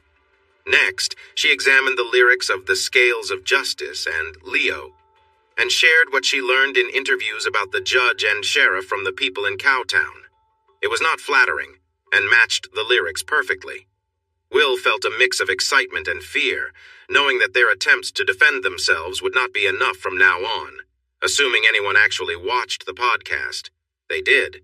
In fact, her subscriptions nearly doubled in the week after the interview aired, and the powerful people in Cowtown felt the pressure increasing. The final chapter will be released a week after this is posted. I should know better than to make promises like that. I won't explain everything, but since I wrote that, I have experienced the loss of my dog, a brother-in-law, a sibling to cancer, and I received some troubling news about my own health. Since then, I've been going from one doctor to another, and when I'm not at medical appointments, I'm in labs or radiology getting more tests done. Looks like January and February will be a new adventure. Sorry, you may need to go back and read the earlier parts since it's been a while, but I promise I didn't plan for this delay. If you enjoy, it ain't paranoia. I hope to edit the next chapter this week, if all goes well. Not only did Cheaters the Rest of the Story gain followers, but Carla Daniels also attracted attention from higher-ups. She even sold parts of her podcast and research to a big news outlet that used its resources to dig deeper. What started as a complaint by a wronged man turned into a full investigation into corruption in a small Texas town. Will realized things had become serious when he received lawsuits for slander and notices to stop making certain claims. He just laughed and called Barry, who then contacted the lawyer he had on standby. The lawyer asked Will to come to his office in one of the tall buildings that blocked the view of the Capitol as soon as he could. He and Woody made an appointment, dressed in their best but still mismatched clothes, and took a ride share downtown. Their young lawyer, James Savage, seemed confident, almost overly so. However, his assurance that he would handle the claims well was encouraging. He made it clear that they needed to be completely honest in their interviews to avoid any surprises later on. He also told them not to answer any media questions about the lawsuits. They agreed and learned what it takes to prove slander under Texas law. The three key points they needed to prove were that the defendant made a false statement to someone else, that it harmed the person's reputation or well-being, and that the defendant acted carelessly or on purpose. I'm quite familiar with your songs, Mr. Callahan. Having seen you perform at Maggie Mae's, The Scoot Inn, and Mavericks, I'm a fan. I also watched both Miss Daniels' podcast and the news follow-up. Their legal advisor either doesn't know the facts surrounding your divorce or has been misled. If they can prove the songs are about them and that you made untrue claims to the public that hurt their reputation, they could win. But they have issues to deal with, starting with gathering information. I assume you want me to talk to anyone who can help with this case. If so, I need their names and contact details. Once you compile the list, I'll meet with you to go over what they might know. Assuming the songs you wrote are about your life and that Miss Daniels' research is solid, and I believe we will do well in the first phase. By the time we reach trial, we will have what TMZ discovered and what we gathered in the early investigations. This means we likely won't need to dive too deeply into the details. Sure, we'll bring in a few investigators, but no need for that, Mr. Savage. I hired investigators almost 3 weeks ago. My friends helped them blend in with the community, and they have been collecting information since then. Their first report will arrive next week. You are not only a great songwriter, Mr. Callahan, but an exceptional client. I take it you saw this lawsuit coming? Yes. But more importantly, I want to show that the court was not fair, that the social worker lied, and that the sheriff is as untrustworthy as the judge and the other members of the Smitherman family. Most importantly, I want proof that they are not taking care of my children because I want full custody when the truth comes out. Got it. In that case, I'll get our family law expert here quickly so we can create a strong plan to meet those objectives. He made a call, and shortly after, a young Latina came in. Will, let me introduce Drusilla Rodriguez-Drew from our family law team. Based on my chat with your manager, I shared a brief overview of your situation. She's a fan of your music and understands your hometown, so I think she will be a great fit for you. Woody, come with me to get a cup of coffee while they talk. Sometimes you just connect with people. By the time they found common friends, Drew and Will had formed a bond over their shared experiences. When they returned an hour later, they were close friends, and Drew had a cause to support. Drew and James stepped into a room next door for a quick meeting before James spoke with Will. If I may, here are the priorities we see. First, we want to lift the restraining order keeping you away from your children. Second, we want to ensure your right to visit them. And third, we will respond quickly to the defamation suit since it could affect your music. Those are surely top priorities, but there's more. Can we also sue to restore my parents' rights to see their grandchildren? They haven't seen them since this all started. I'm sure Mrs. Rodriguez will put this at the top of her list, James replied. To keep you engaged, Mr. Savage, would you like to counter-sue for the harm done to my reputation because of their lies, especially the ones that suggest I hurt my children and spouse? Also, feel free to add anything else you think we can use against them. I now have enough money to do what I should have done right away, but couldn't afford. Savage had been calm until now, but his big smile and response made Will and Woody believe he was the great white shark Barry mentioned. You're making me very happy. You might already be my favorite client, and we've only just started. We can work on the cases together, which will make things more interesting. We can also include attorney fees for Drew since their lies led to you losing your parental rights. In a serious tone, Drusilla warned, You were lucky that she filed for divorce when she did, and that the judge decided so quickly. If what I see in this folder is right, your finances have changed a lot. Given the clear greed in the original request, I'm sure they will want to rethink how they divide the assets and support for your ex-wife, or at least for your children. Will stood his ground. 2 things. First, I had no idea that our music would find fans, let alone make us millions from sponsorships, merchandise, and big concert sales. Second, I will do anything for my kids, but their mother and her partner should not get a single thing. Don't worry, Will. These people may seem important in their small circle, but we have dealt with the bigger players in Westlake and Lakeway. We will protect you, but they have no idea what's coming. Feeling more hopeful thanks to Drusilla's confidence, Will spent a good amount buying Andrew and Saralyn presents for the birthdays he missed because of the restraining order, as well as Christmas gifts his contacts said his kids wanted. The studio was reserved for 2 weeks from now for their second album when Will shared an idea that surprised everyone. Guys, our first album brought us a lot of attention, and I really believe we need to include songs about life in every album we create. With that, I want to explore some of Lena's blues songs and Lila's folk and bluegrass music. We don't need to do any covers, and we should space out the protest songs I wrote. I think our second and third albums can be just as genuine as the first, but with more variety. We have too many talented musicians not to try different styles, and I truly believe the songwriters can create lyrics for any arrangement we come up with. I listened to Lila's audition tapes again the other night when she went to bed early, and there are some real gems in there. That motivated me to listen carefully to what Lena gave us, and wow. These girls are amazing, not just as singers and musicians, but as writers, too.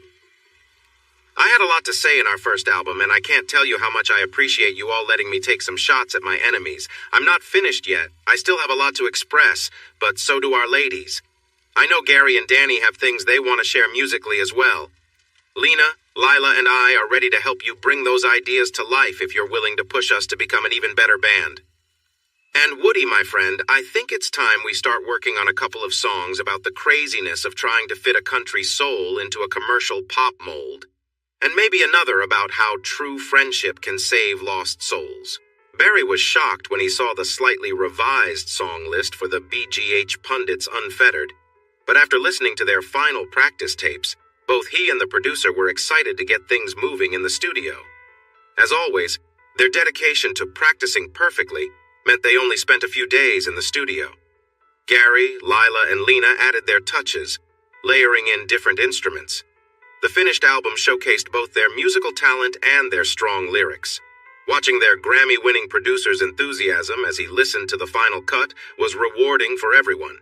They paid close attention to his advice on creating videos for some of their more heartfelt songs.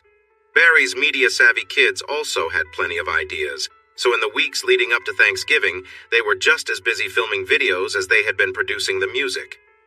Meanwhile, Savage and Rodriguez were stirring things up for the people the songs from the first album had been about. After filing petitions to end the restraining order and requesting custody, Drew also filed a motion asking the judge to step down from the case, pointing out his personal ties to the people involved. She also contacted the Texas State Board of Social Worker Examiners and the Department of Human Services, asking them to assign a neutral social worker to the case, someone who wasn't connected to the mother of the children. She demanded that the children be interviewed separately from the parents. At the same time, Savage filed lawsuits against Sarah and Donnie for slander and libel against William Andrew Callahan, and against the sheriff and social worker for tampering with evidence and giving false testimony. He also filed a motion to remove the judge due to his close ties to the defendants. Will had finally shared his phone number with Timbo and Sierra, and they frequently called to keep him updated on the fallout from the lawsuits and the chaos that followed. Until now, no one had ever dared to question the wealthy group that ran their small town, but suddenly those rich folks found themselves facing a lot of anger. From what people saw and talked about, they said Donnie and his dad seemed very annoyed, while Sarah and her parents looked confused and worried. Others were troubled by what was happening. News of these feelings made Will and Woody very happy. Many glasses were raised in cheers to their hometown heroes in Cowtown bars. Their music played all the time on jukeboxes and in cars with the windows down. The long-held frustration against those who treated the townspeople poorly came rushing out, making life uncomfortable for the Smithermans, their family, their friends, and their followers. The band celebrated Thanksgiving at a ranch near Tilden, bringing only 3 fried turkeys and cold beer for afternoon games. Guests from Cowtown brought more turkeys, lots of side dishes, and plenty of desserts, arriving at 10 o'clock in the morning with their kids. By noon, the turkeys were ready, the sides had been heated, and the food was displayed on the counter and stove. The little kids went first, followed by the bigger kids and the adults. Woody offered to let Lena and Lila go with the younger kids, but they chose to stay behind. Before everyone took their seats in the dining room or outside on the deck, Paco stood up to speak. As you know, I come from a poor family. Many of us do, so you understand our tradition. We didn't have much, but we were grateful for what we had. I ask that everyone say one thing they are thankful for this Thanksgiving Day, and we will all say amen afterward.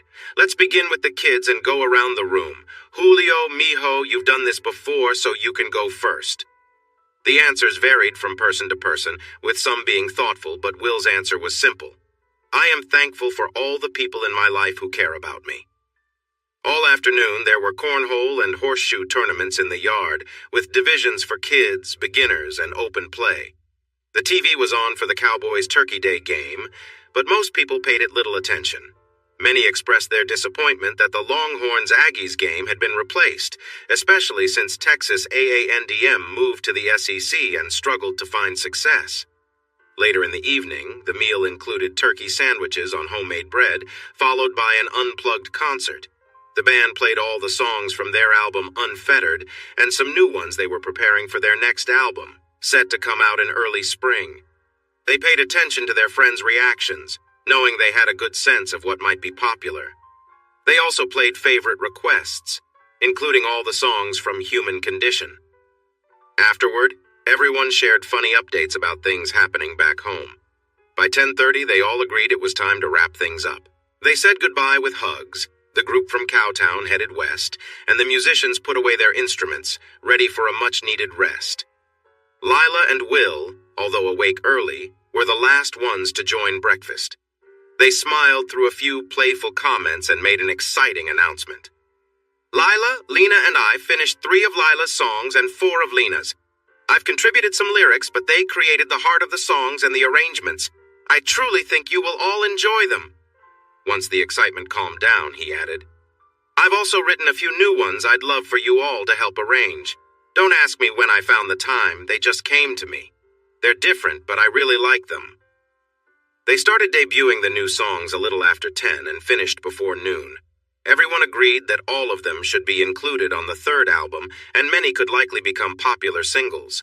Though they needed more work, they took their time, sitting on the deck in the cool November air. Eventually, they would move to the practice garage, but by then, it would just be about adding a few final touches. The band collaborated really well in the peaceful Texas setting. Maybe it was the quiet, or perhaps it was knowing they were appreciated not just for their music, or maybe they just worked better when they felt relaxed. Will still had worries that would pop up occasionally, but his lawyers were busy dealing with matters far away. The message from their first album had reached a much larger audience than they realized, sparking a rebellion back at home, and outside influences were starting to reach into their hometown. As they put away their instruments and enjoyed their first drinks, Will's phone vibrated. He glanced at the screen, frowned, got up, and walked inside. What's going on, Dad? He asked, worry in his voice. More than I can explain right now, son. But I have 3 people here who want to talk to you if you're open to it. You're on speaker, so... And who are they? He asked, feeling cautious. Your ex-wife and your ex-in-laws. I understand it might be uncomfortable, but your mom and I think it might be a good idea. Sorry, Dad, but I can't. Remember the restraining order? I've already been to the old jail once, and I have no plans to go back again. Will, this is Al. Peggy and I aren't part of the order. Can you talk to us? Why should I? You both left me when things started going wrong. I can't see any reason to help you now. Plus, there's nothing you can say that will change the past or my plans for court. We're just wasting time. Son, I know. Don't call me that. You lost the right when you went along with your daughter's claim that I mistreated her and my kids. She lied, and you both knew it. But let me tell you, Al, when I get full custody of the children, I will let you and Peggy visit them at my parents' house on special occasions. That's more than what your daughter has done for my family. Sarah cried. Will, please don't take my children. Nana, remember the court order, Al? I can't talk to anyone on that list, and that voice sounded too much like Sarah. He could hear her whimpering and sobbing. Then the voice said, Daddy, tell him what I said. I'll get the court order lifted as soon as I can so we can talk and he can see the kids. Al asked, Did you hear that? No, I told you I can't and won't talk to anyone in the order. If you have something to say it. Otherwise, I'm leaving. Okay, Sarah says. Nope, I don't know if that's allowed or not, but I'm not taking any chances. You people have hurt me too much already, so I'm not risking anything. I understand, Will. I'm asking you to think again about your custody request. Sarah may have treated you unfairly, but she's a good mother, and losing the children would really hurt her. Will scoffed. A good mother? Is that what you just said? That's nonsense. I was a better father than she is a mother, and she hurt me without any regret. She lied to get custody and keep me from seeing my kids, ruining my good name in the process. I went from Father of the Year to being seen as abusive, so don't try to pull at my heartstrings. I have none. Besides, from what I've heard, there's been a lot of neglect in that house since she started living with the man she chose while we were still married. My investigators have evidence that my children have spent a lot of time with a nanny or babysitters. There are also whispers that her partner may have harmed my children in ways that I was wrongfully accused of. If that's true, she might start looking for a new partner soon. The crying got louder and more upset. Will listened quietly, taking in the tension, until the crying quieted down, and he heard Sarah speaking to her mom. "Will, this is Peggy," she said, struggling to breathe. "Is there anything Sarah or I can do to improve things between us?" "Have you listened to the album, Peggy?" "Yes, many times, and it hurts so much. If the songs hurt you, think about how the experiences affected the songwriter. Can you mend that hurt? No? Then give the phone back to Dad. Take it off speaker, Dad." "I did, son. Don't give them false hope. They created this situation themselves, including the Smithermans and their family. I cared for their daughter and did my best, but they turned against me. I am determined to get justice for myself, and nothing will stop me. If you start to feel weak, remember that they denied your rights as grandparents too. I understand, Will, but the pain is wide and deep, and there is more to the story than you realize. One thing is sure. Whatever happens in court, the community is already very different." "Good. That's my goal. Let us talk to them some more. I think Sarah now understands how angry you are, and she sees the consequences of their actions. Maybe we can speed up your access to your children without waiting for the courts." "Perhaps, but don't promise them anything from me because I won't hold back. There will be consequences, and it won't be me or my parents facing them." Sarah didn't have the chance to lift the restraining order. Will's strong legal connections, the potential for judicial review, and growing public pressure made Judge Smitherman step back from any cases involving his family. The new judge was chosen from a list maintained by the state of Texas. He had recently retired at the age of 62 and knew about the troubles in Cow County long before Will's songs became popular. He moved quickly when he took on his new job. After setting a date for a hearing on Will's request to lift the restraining order, he pushed Child Protective Services, CPS, to reopen the case and talk to all the witnesses again. Clara Jones, the social worker who decided Will was not a good parent, resigned and went into hiding. She faced a subpoena, pressure from the media, and a lot of public anger due to Will's album. The young woman who took Clara's place at CPS quickly interviewed the children and their mother. The children talked about all the good things they said about their dad during their first interview. When asked about life without him, they shared concerning details about their treatment by their new stepdad and how their mother had changed since separating from Dad. When San Juana Ortiz came into the interview room, Mom felt cornered. She had known San Juana since they were kids, and she had not treated her well in the past. San Juana was not a relative. If she repeated her earlier lies, the children, their friends, and probably both sets of parents would speak up and tell the truth to the new judge. If it was shown that she lied, it was clear that Will would get full custody. She would find herself on the outside of their lives, possibly facing serious consequences. If she continued to lie and Will still won custody, she knew he would keep the kids away from her as revenge. She thought, "I'm stuck no matter what I do." She stammered and avoided giving a clear answer until the caseworker got tired of her delay and asked directly, "Are you changing your previous statement, Mrs. Smitherman? Because I don't hear anything about physical or emotional abuse in what you just said." Trying to change her approach, she responded, "That was a very tough time. I was confused and took medication to help with my anxiety. I don't remember much about the interview where I supposedly made those claims. I was told to just answer yes or no, with Donnie indicating how I should respond. Let me clarify, Mrs. Smitherman. At this moment, Without any confusing medications or outside influences on how to respond, please explain the times when your former husband, William Callahan, hurt you or your children. Before you answer, I need to let you know that I have access to hospital and clinic records, and I will check your statements. Sarah pretended to think deeply about the question, but she was really trying to figure out what answer would not get her into more trouble. Finally, she gave in. I can't. I don't know how Clara figured that out, but I don't remember Will ever hurting me or our kids. Mrs. Ortiz sighed. Then please tell me about the times and situations in which Mr. Callahan upset you or your children, as you said in your previous talk with Clara Jones. Sarah focused on how to fix her earlier statements, deciding to stick with the story of being confused and misled by Clara while feeling controlled by Donnie. Mrs. Ortiz had known Sarah and Will for a long time. She had 3 children herself, the oldest of whom Will coached in t-ball. Sarah noticed that Mrs. Ortiz looked unconvinced and unsympathetic. I've known you all my life, Sarah Mrs. Smitherman, and it's hard for me to believe you are some confused person whose partner tells her what to say when asked about her husband hurting her and her kids. You have always been a clever and strong woman who planned everything carefully. Do you want to try again? Do you want to add anything to this statement? After all, you are saying your ex-husband did nothing wrong. Is that what you really mean? With a touch of defiance on her face and a spark in her eyes, Sarah replied, No, I have nothing to add. I've told you what I remember.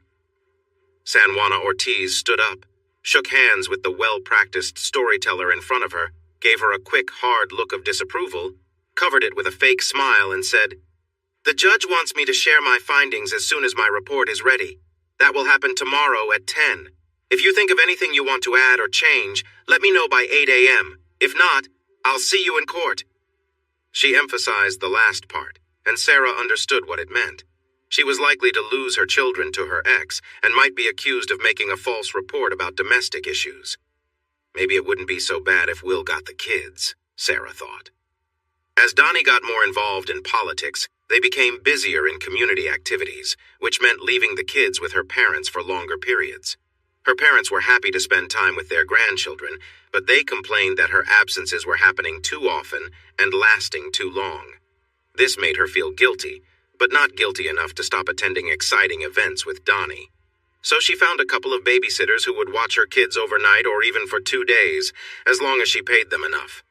She knew they mostly just supervised the children and fed them take-out junk food. Also, she was aware they were likely to share stories about her. Oh well, Will has always been the better parent, she reminded herself with a sigh. He'll have both sets of grandparents to help when he performs. My parents like him more than me, and I know he will invite them back into his life eventually. Donnie is not fond of raising Will's kids anyway, so he will be pleased with them being with Will. I'll miss them, but I'll have more time to go out with Donnie, so that makes it fair.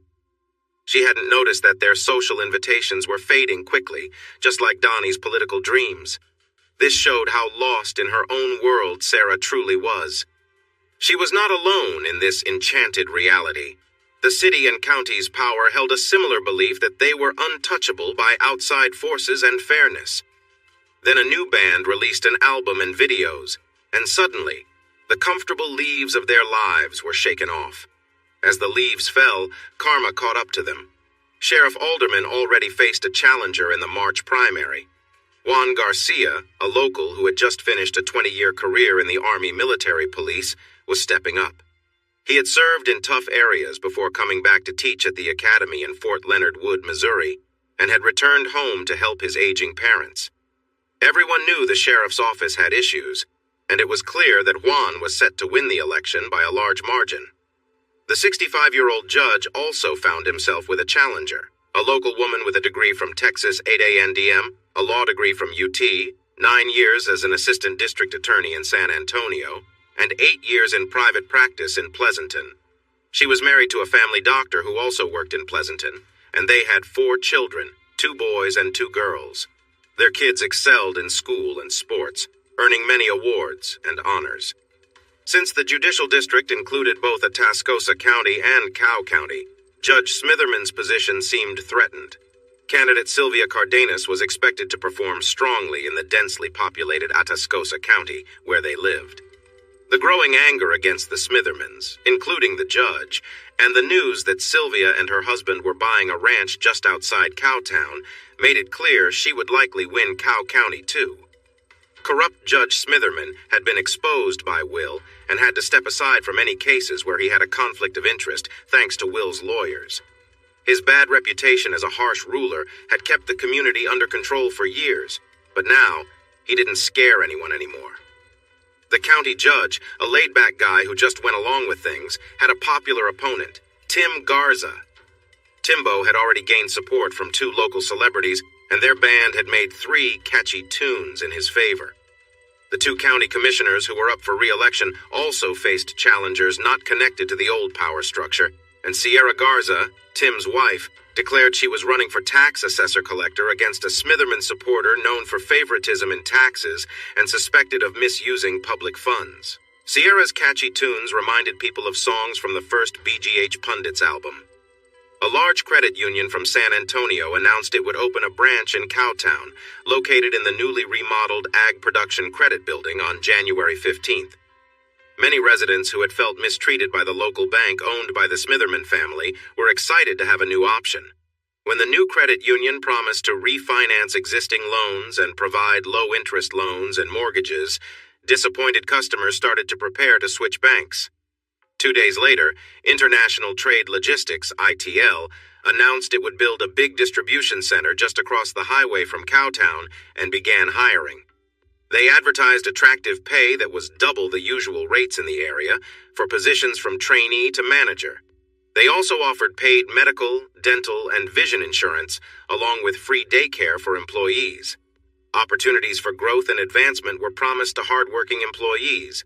For 2 working parents, the benefits of joining ITL meant a significant increase in pay. With the thriving oil field and ITL, Cowtown had never seen job opportunities like these, and many people rushed to fill out online applications. With so many new positions available, many lower-paying and difficult jobs would soon be empty. This meant that some businesses, including possibly one or both Smitherman-owned plants, might have to improve their pay and benefits to stay in business. Even if they wanted to go back, most people would look for a new beginning and a workplace that cared for its employees, unlike the Smitherman's businesses. The plant run by the family seemed to be particularly noticed in the ITL ads. Around the same time, the IRS started to take an interest in the plant's tax returns and those of its manager. Donnie Boy IV was feeling the pressure. Like others in his wealthy circle, he was facing problems due to his own poor choices. While the legal system took its time, the BGH Pundits were busy rehearsing, performing in dance halls across South and Central Texas, and working on their 3rd album. They had already played every song live, and the positive reactions made them believe this album would be the hit they had been dreaming of for a long time. The final lyrics came from teamwork between Lila, Lena, and Will, with ideas from Woody. Putting the songs together involved everyone, especially Gary and Danny, while the music videos took shape mostly thanks to their tech team and manager. Although the band had musical skill, they didn't always connect with their fans or understand the latest technology and trends the younger crowd enjoyed. The different backgrounds of the band members created a mix of musical styles that was unlike anything they, their manager, or the producer could remember seeing on one album. Lila brought folk sounds, Lena added blues and bluegrass, Danny contributed southern rock, Gary offered a unique blend of 1950s and 1970s country, Woody had his red dirt country style, and Will's western storytelling was also part of their 16 tracks. Soar was completely different from their first, more focused album. The variety allowed the musicians to show off their skills on many instruments, making the melodies stand out and grab attention. Each song had strong, memorable lyrics. They were excited for the early spring release of the BGH Pundits' Soar. Their first album and Unfettered had received attention and praise, but once the songs from Soar were performed at their shows, the word spread quickly. The music world is vast but connected. What happened in Texas dance halls usually didn't concern the big names in Nashville and Los Angeles, but the excitement from fans on social media, at ticket sales, and in their music and merchandise purchases caught everyone's notice. When major label representatives show interest in a local band in McMullen County, it's clear they are serious. While they appreciated the interest and opportunities, the pundits stayed calm. They were not certain that they wanted or needed the control that came with those big contracts. If they signed, they could no longer create concept albums or freely explore their music. Ironically, it was their unique style that attracted the big labels to the brush country in the first place. Based on Woody's experience and that of many others, most labels would push them into a specific kind of music that they thought would succeed. This did not appeal to anyone in the band. For Woody, it felt like a repeat of a bad situation from before. So, he enjoyed playing games with his old label. They kept the big companies waiting for a while before their manager let them know that, in today's digital age, the band felt there wasn't enough benefit in giving up their creative control and sharing their profits. They were taking a big risk, 2 chances for the one offer on the table. Yes, turning down this path might lead to the band members becoming wealthy and famous for a long time. On the other hand, if their new route didn't work out, they could still have a strong local, maybe statewide, following, and earn a good living while making the music they wanted. That route didn't seem so bad either. Each member had more money than they had ever dreamed of, with plenty still coming in, and they were having fun. Although it took a long while for the legal system to address William Andrew Callahan's cases against his ex-wife and her new partner, it quickly dealt with the restraining order against him. The judge dismissed the order, criticized the social worker and her supervisors for not doing a good job with the investigation, hinted that it might have been intentional, and suggested that the district attorney look into her actions. The judge also questioned the actions of the sheriff and the truthfulness of Mrs. Callahan and Mr. Donald Bradley Smitherman in their statements. He found issues with the earlier judge's choices and suggested that, at the very least, that judge should have stepped back from the case. All these concerns were sent to the district attorney for review and possible action. Judge Adams did allow Mrs. Callahan to keep primary custody of the children in the family home until the divorce hearing. However, he granted Mr. Callahan generous and unsupervised visitation rights immediately, telling the parents to agree on a schedule, or he would set one for them. Sarah, who stood with her parents behind her, greeted Will and San Juana at the door on Friday. She looked very different from the arrogant person who had falsely accused him and had once found joy in his pain. Her parents looked embarrassed and sorry, and he was welcomed home like a special guest. Will glanced around the living and dining rooms with a serious expression and hard eyes. "He's not here," Sarah said softly. "I wouldn't do that to you." He turned quickly to his wife, gave her a sarcastic look, and said, "Of course you wouldn't." She paled, her parents grew red, and Will asked roughly, "Where are my children?" "Andrew, Sarah-Lynn, come down. I have a surprise," Sarah called out loudly. The doors to their rooms opened, and his lovely children came out. They hadn't seen each other in 15 months, and they had grown so much that it made his heart ache. He realized he had missed so many important moments in their lives. Andrew was 9 years old, and Sarah-Lynn was 7. Because of the restraining order, he had missed 2 birthdays and 2 Christmases. Andrew was tall for his age, with broad shoulders, sandy hair, and green eyes just like him. Sarah-Lynn was smaller, with dark hair like their mom, but she also had Will's green eyes. Will's heart filled with pride when he saw those green eyes shine, the surprised smiles on their faces, and heard their joyful screams when they saw their dad. He bent down as they rushed down the stairs, and they jumped into his open arms.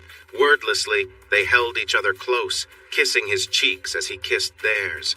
Finally, Sarah-Lynn held his face in her small hands and with great emotion said, "Daddy, we missed you so much. We wanted to call you and see you, but no one would let us. Mommy said you left us, but our friends told us the law wouldn't let you talk to us or come visit us. Why, Daddy? Why did you leave us?" Will glanced at his wife and her parents, but before he could respond, San Juana stepped in. "Sweetheart, your daddy wanted to see you, but the law made an error. They thought he was being unkind, so they said he couldn't see or talk to you. But after I told the new judge what you and Andrew said, he fixed the error and said it was okay for your daddy to see you again." Sarah-Lynn looked confused and replied, But we told the other lady, Mom's cousin Clara, the same thing. Daddy never hurt us. He played with us, read to us, and helped us with school. He is the best daddy in the world. He never even raised his voice unless we were really bad. 9-year-olds understand more than 7-year-olds, and Andrew was glaring at his mother and grandparents. I don't think that's the whole story.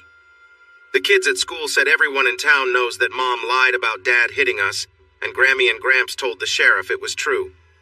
I don't know why they lied about Dad hitting us and then lied again about Mom's boyfriend not hitting us, but my friends say that their lies are why Dad has been away for so long, and I believe them. Will stood up and looked at his wife and in-laws with anger.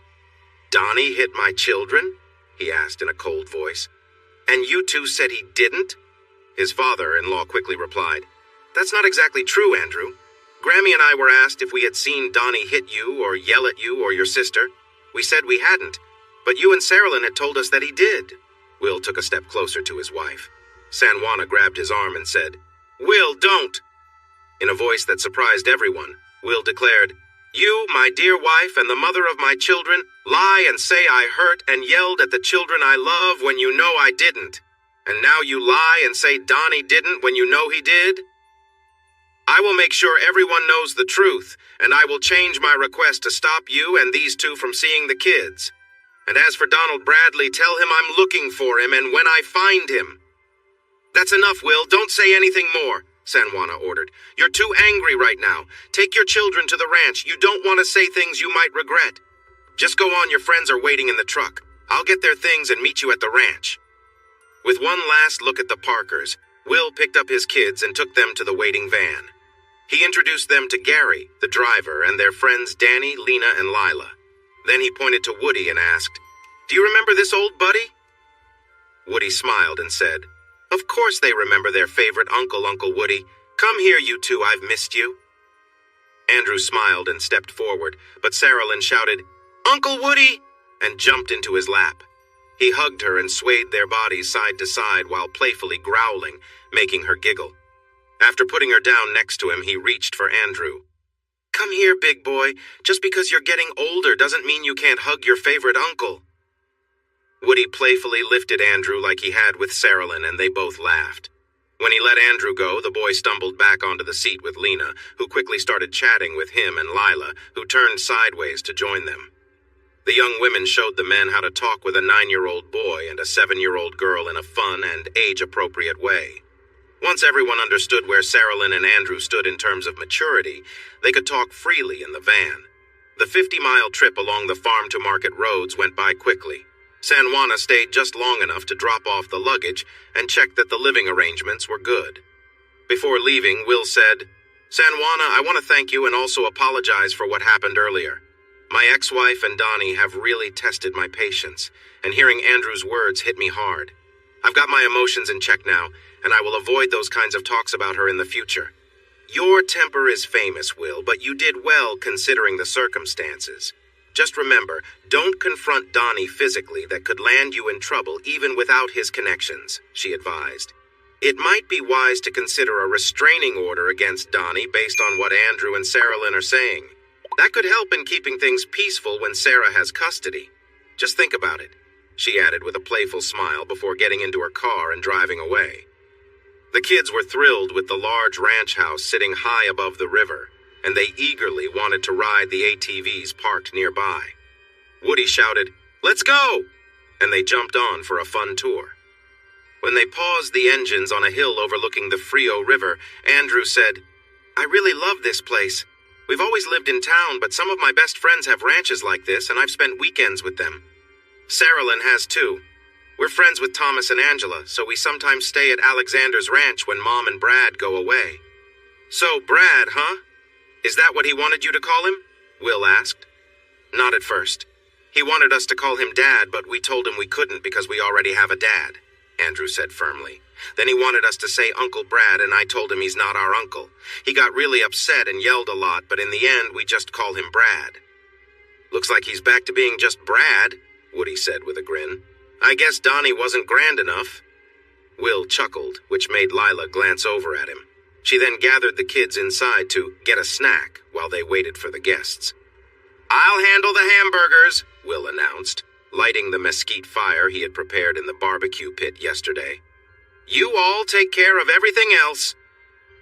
By the time the fire turned into good cooking coals, the guests started arriving.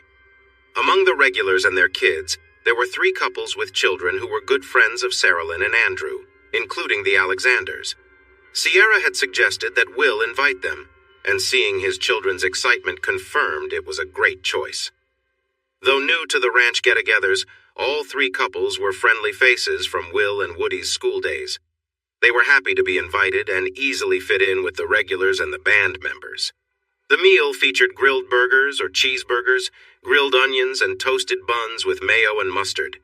Guests could choose toppings like shredded lettuce, tomatoes, sliced avocados, grilled peppers, and dill pickle chips.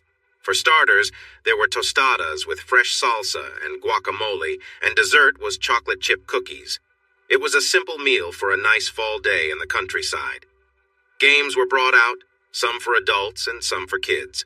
They played horseshoes, cornhole, darts, and tossed frisbees. They even drew chalk lines on the sidewalks and concrete for hopscotch and foursquare.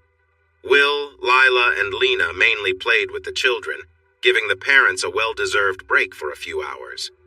By the time the sun began to set, the party wrapped up, goodbyes were said, and the evening chill sent the remaining guests back inside. Woody and Danny gathered kindling and small logs to start a fire in the fireplace. They all huddled around it as the kids roasted marshmallows while Lena and Lila made s'mores for everyone. Soon, Will's daughter climbed onto his lap looking sleepy. He took her and Andrew to their bathrooms. Andrew quickly washed up and got into bed, while Lila convinced Saralyn to join her for a bubble bath before tucking the little one in for the night. To avoid giving Sarah any chances in the upcoming custody issue, Will and Lena decided to sleep separately that night, something they hadn't done in a long time. It wasn't easy, but when Saralyn rushed into her daddy's room the next morning, it showed they made the right choice. The big waffle maker was finishing up its last batch, the 3rd skillet of bacon was sizzling, and 16 scrambled eggs were piled high in a bowl while the kids waited eagerly and the adults enjoyed their coffee. A shiny new 4-door pickup truck pulled up and parked in front. Will's parents got out, and the children's excitement grew. "Nana, Papa!" shouted their granddaughter, echoed by their grandson. They spent a few moments hugging and chatting excitedly until Will reminded them that breakfast was getting cold. The kids insisted their grandparents join them, and everyone else faded into the background as they enjoyed their meal and conversation. 6 smiling faces watched happily as the grandparents and grandchildren joyfully reunited for the first time in over a year. Will's mother and father were devoted Episcopalians, while the band members were a mix of different beliefs, including 2 Catholics, a Methodist, a Baptist, an agnostic, and Will, who had once been Episcopalian. They hadn't been to a church or service since they started the band, but that changed at 10:30 when Mom opened her canvas bag. She took out her Bible and another book and handed the bag to Dad. Some of them might have said no if they could, but when she opened the Book of Common Prayer and said it was time for morning prayers, they just waited for her to start. Dad passed out 5 more books, asked everyone to share, and told them to turn to page 11. He asked who wanted to read the first Bible verse and gave that role to Andrew, promising Saralyn she would be next. So they began. The short service inspired Lena and Lila so much that they got out their guitars to play some gospel songs and modern praise music. The others sang along with the songs they knew, and everyone was amazed that the 2 young women remembered so many worship songs. The games from yesterday were still set up, and the kids wanted to practice, saying, "We want to win next time." They all went outside to play games in the warm sunshine and cool breeze. Will, Nana, Lila, and Lena played with the kids while Papa and the other men had their own competitions, and everyone was having a great time. An hour later, another pickup truck arrived and parked. Will frowned and stepped in that direction, but his mom grabbed his arm and said, "No, son, we invited them.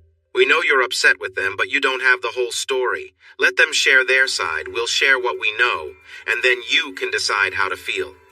Turning to Lila, she asked, "Could you keep the kids busy for a bit? Will needs to speak with his in-laws, and we need to be there." "I would love to, Mrs. Callahan," Lila said sincerely. Then she turned back and joined the giggling kids in a game of hopscotch. Before she began, Lena shot Will a questioning look. He replied with a shrug. Inside, Will let everyone sit down and took a chair facing the grandparents. "Will, I know you might be upset with us, but we had to think about your children first," Peggy started. Will listened quietly as Peggy and Al shared the challenges they had faced and explained their choices. When they finished, Will looked at his parents coolly. "Do you have something to add, Mother?" Beatrice, B, understood her son well. She could tell he was affected but still not pleased. They needed to convince him for the sake of his children. "Will, everything Al and Peggy said is true. You probably remember that they supported you at first, but when Sarah cut off both sets of grandparents from seeing the kids, we all met and agreed that they had to find a way to allow some contact, or the children would be in a difficult situation with their upset mother and the people she was close to, whom Saralyn and Andrew didn't like. So we made a deal. They would stop defending you publicly and act as if they were on their daughter's side, but without saying they had ever seen you mistreat your children. Sarah and Donnie started going away for weekend trips, leaving their children with teenage babysitters. We worried something bad might happen to the kids, so the Parkers offered to look after them when Sarah and Donnie left town. Usually when they were gone overnight or for a few days, they left the kids with Peggy and Al, but on weeknights, they hired sitters so they could attend social events and meetings. For a few months, they were away almost every weekend and several nights a week. When they returned, they often seemed careless about the kids.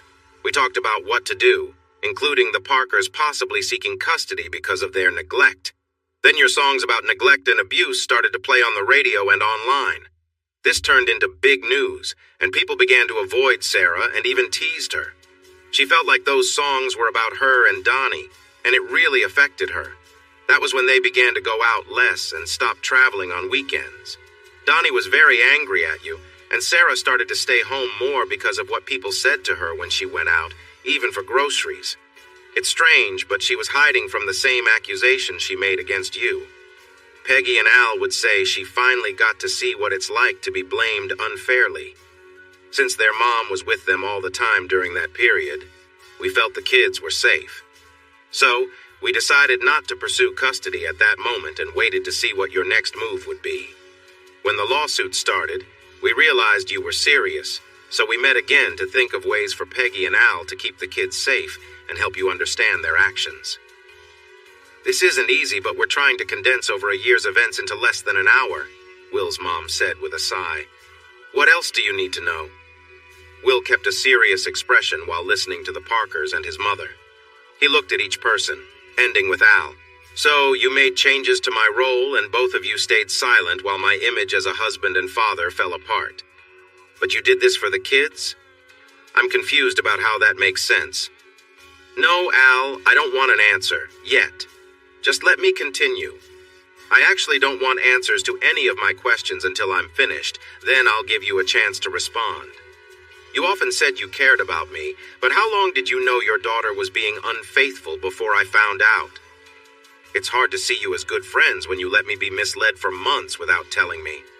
Since the restraining order, not a single one of you reached out. If you cared about me, why didn't you? You must have known I was worried sick about my kids. And why didn't you let my parents see their grandchildren? You could have brought them over while Sarah and Donnie were away. They care about them too, you know. Al looked at the others and then focused on Will. The simple answer to everything except the first question is Donnie and Donald. They visited us one evening after we had a talk with Sarah about how little she was around the children. They warned us that we were being watched like our phones and cars. They claimed they knew our every move. Donnie threatened us with bad consequences for Saralyn and Andrew if we didn't stay out of their lives, or if we talked to you or your parents again. We grandparents met a few times after that, in Laredo and San Antonio, but we were all scared because of their threats against Saralyn and Andrew. I'm sorry about what happened at work. It was my chance to stand up to Sarah and Donnie, but I didn't, Will. We genuinely had no idea about the cheating until you brought it to light. And I ended up in jail. I knew the risks were against me, but I went ahead and made their case for a restraining order, Will said. That felt foolish later, even if it felt good at the time. But why didn't anyone support me when Sarah made false claims against me? You all knew I would never do that. That's when we made our agreement, son, B said. We had to look out for the children. It certainly wasn't going to be Donnie or his family, and by then Sarah was completely under his control. She did whatever he said, no matter how unfair it was to you. Al and Peggy were not happy, but we knew you would want someone to protect your children, and that was the cost. Will, believe me, no one thinks that nonsense is true, his dad added. From the start, people were coming to me saying they knew it was all lies, but everyone was too scared to stand up. If the Parkers had sided with the Smithermans, they would have faced losing their jobs or worse. But your music moved this community, Will. It touched us all, Peggy said. It felt like someone switched on a bright light, chasing away the dark. And suddenly we all saw the Smithermans and their friends for what they really were, small and not scary at all, instead of big, threatening figures. Now that the truth is out and others are stepping in, it seems like all the fear has just vanished, Al said. That's why everyone in the group of leaders has someone running against them, and those challengers are likely to win the elections. Will laughed lightly. So, the pen really is more powerful than the sword, at least when the sword wielders are like bugs, right? All right, let's get to the point. Your little group has convinced me, I guess. I might have more questions later, but I'm going to move past my anger toward you. It's not really about forgiveness since you were doing what you thought was best for your grandchildren, my children. And I want them to have your wisdom and love. So from my side, everything is okay now. But I do have one big request. I want to be around for the kids, but I also have band commitments that will take me away sometimes. I hope that 2 or even all 4 of you can join us on weekends when I have the kids, so you can help take care of Andrew and Saralyn while I perform. That way, you can enjoy our music too. The grandparents nodded at each other in agreement, and Will added, Just to test this, our next 2 shows are on weekends when I don't have the kids, but we will be at the Arneson River Theater in San Antonio on New Year's Eve when I do. I'll make sure you have a nice place to stay because I want you all to come along and help with Andrew and Saralyn. If possible, I'd love for you to join us for an early dinner, then come to the concert from 8 to 10. After that, we can take a boat ride on the river. If the kids can stay awake, we can watch the fireworks at midnight and celebrate what I hope will be a much better year. While they were discussing plans, Will went to find Lila. Lena, can you and the others play games with them for a little while longer? It's time for my girlfriend to meet the grandparents. Lila's eyes went wide as she looked at her outfit. She was wearing jeans and a hoodie with bright sports shoes. Her hair was pulled back messily, and after having fun with the kids, she had little makeup left from the morning. Will, I don't think this is the best time. He took her hand, smiled, and said, You look wonderful. The kids adore you, and they're going to love having you around. Come on. At first, Lila didn't want to go, but Will gently pulled her along, and Lena assured her that she looked great and everything would be fine. So Lila took a deep breath, tidied her hair and clothes, and stepped inside while Will held the door for her. Putting on her performing persona, Lila smiled brightly, stood tall, and showed a friendly attitude. The grandparents were chatting in a circle until Lila and Will stopped about 10 feet away. They turned to look at them. Will smiled and said, I want you all to meet someone. This is my bandmate, Lila Rebecca Tate. Lila, these are Peggy Parker and Al Parker, Andrew and Saralyn's grandparents. He added, You met my parents earlier, but I didn't finish introducing you. Will wrapped his arm around her waist and continued, I'm sure you've seen Lila perform at our shows and heard her wonderful voice on our songs. But what you might not know is, she's also my girlfriend. The 2 men smiled warmly, but the women's smiles turned a bit stiff, hiding their curiosity and concern. After shaking hands and saying hello, Bea and Peggy quickly led Lila to the kitchen for some coffee and conversation. Will took the men outside to introduce Al, and he reminded Lena to check on Lila before taking charge of the playground fun. Lena went inside, and the grandfathers came over to help Will. Andrew, Saralyn, I've talked to your Grammy and Gramps, and now I understand some of the things they've done. I love them, and I know you love them too, so we'll be spending more time together. Saralyn beamed and ran to Gramps, while Andrew looked a bit unsure, but he relaxed when Will whispered, I'll tell you about it later, and nodding towards his grandpa.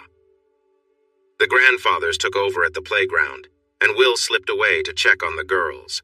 He looked through the kitchen window and saw the girls chatting and laughing with the grandmothers. He let out a sigh of relief and went back to his bandmates.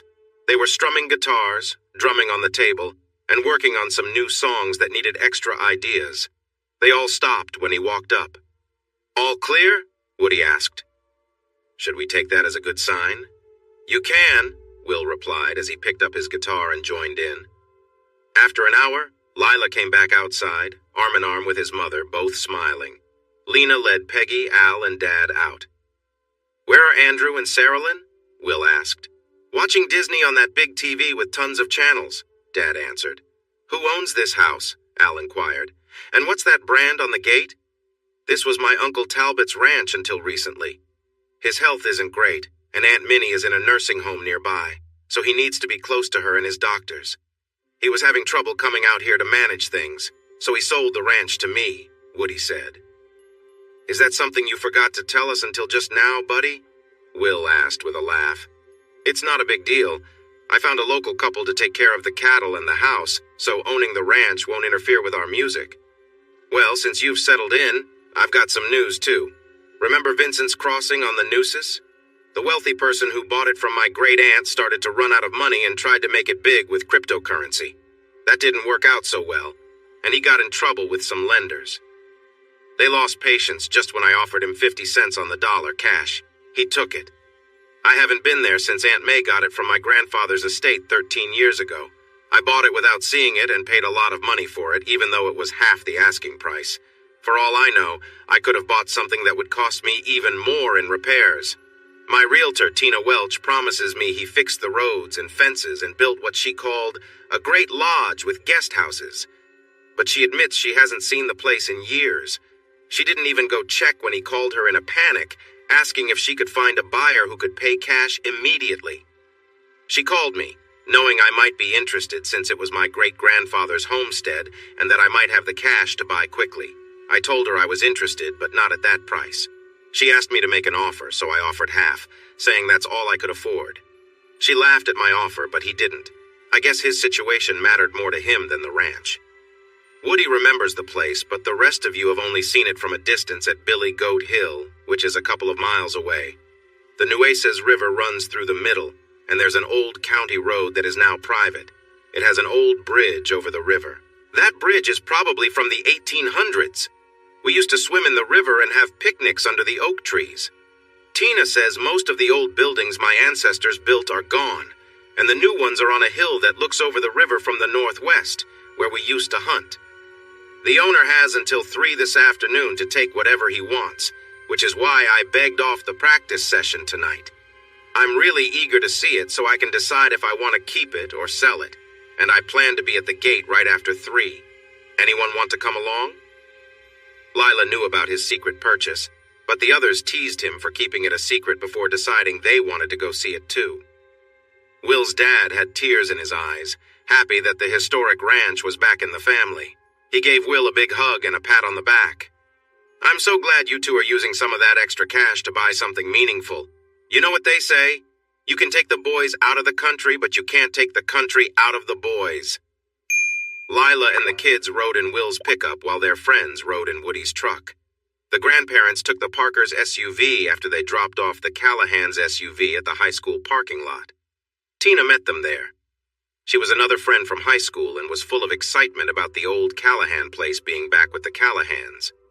She handed Will the keys, remotes, and a USB drive with all the security codes, and then asked if she could join them. "I haven't been out there since a Christmas party 5 years ago. He only had a few parties after that, but Tad and I didn't get invited. I really want to see it again," she said. "When I was there, it was beautiful. I'm not sure about now since he wouldn't even let me visit, but I believe it's worth at least what Will paid."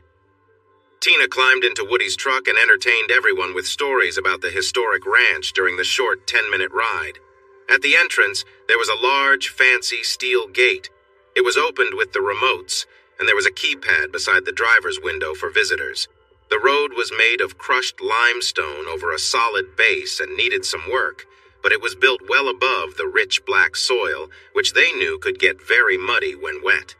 When they entered the ranch, Tina took the lead, so Woody followed closely. She called Will on his phone, which was connected to Bluetooth, allowing everyone in his truck to hear about the sights they passed. While Will and Lila had seen an aerial photo, everything looked different from the ground. They drove slowly by the main house, 2 guest houses, and a game room, all surrounding a central area with grass, trees, and a swimming pool. The concrete around the pool looked like it was at least 20 feet wide all around. Metal tables with umbrellas and padded chairs were scattered around, along with padded loungers. It all looked more like something from a city park than a ranch in the countryside. At Tina's suggestion, they drove up a gentle slope behind the guest houses to a large metal building that they guessed was about 15,000 square feet. The building had windows, doors, a sidewalk, and a fenced lawn on the side facing the houses. The southwest side had covered horse stalls, while the northwest side contained 3 bays for vehicles. A wide concrete alley, with roll-up doors at each end, divided the stalls from the main part of the building. About 2/3 of the barndominium was living space, featuring 2 bedrooms and 1 bathroom at the back. The front had an open area that combined a kitchen, dining room, and living room. As they looked around, they found that the last third of the space had once been used for storing equipment, but all the saddles, ropes, and other items were gone. There was a small office in the back corner by the alley door, but it was also empty. The living area still had all its furniture and appliances, and the 3 vehicle bays were full. The first bay held a large New Holland tractor with a front loader and shredder attached. Behind these, there were a plow, a disc, and a hay baler. The second stall contained 3 2-seat Kawasaki Mule ATVs, while the third held an older but high-quality motorhome with a diesel engine in the back. At first, the group was lively, sharing excitement as they discovered more about the property.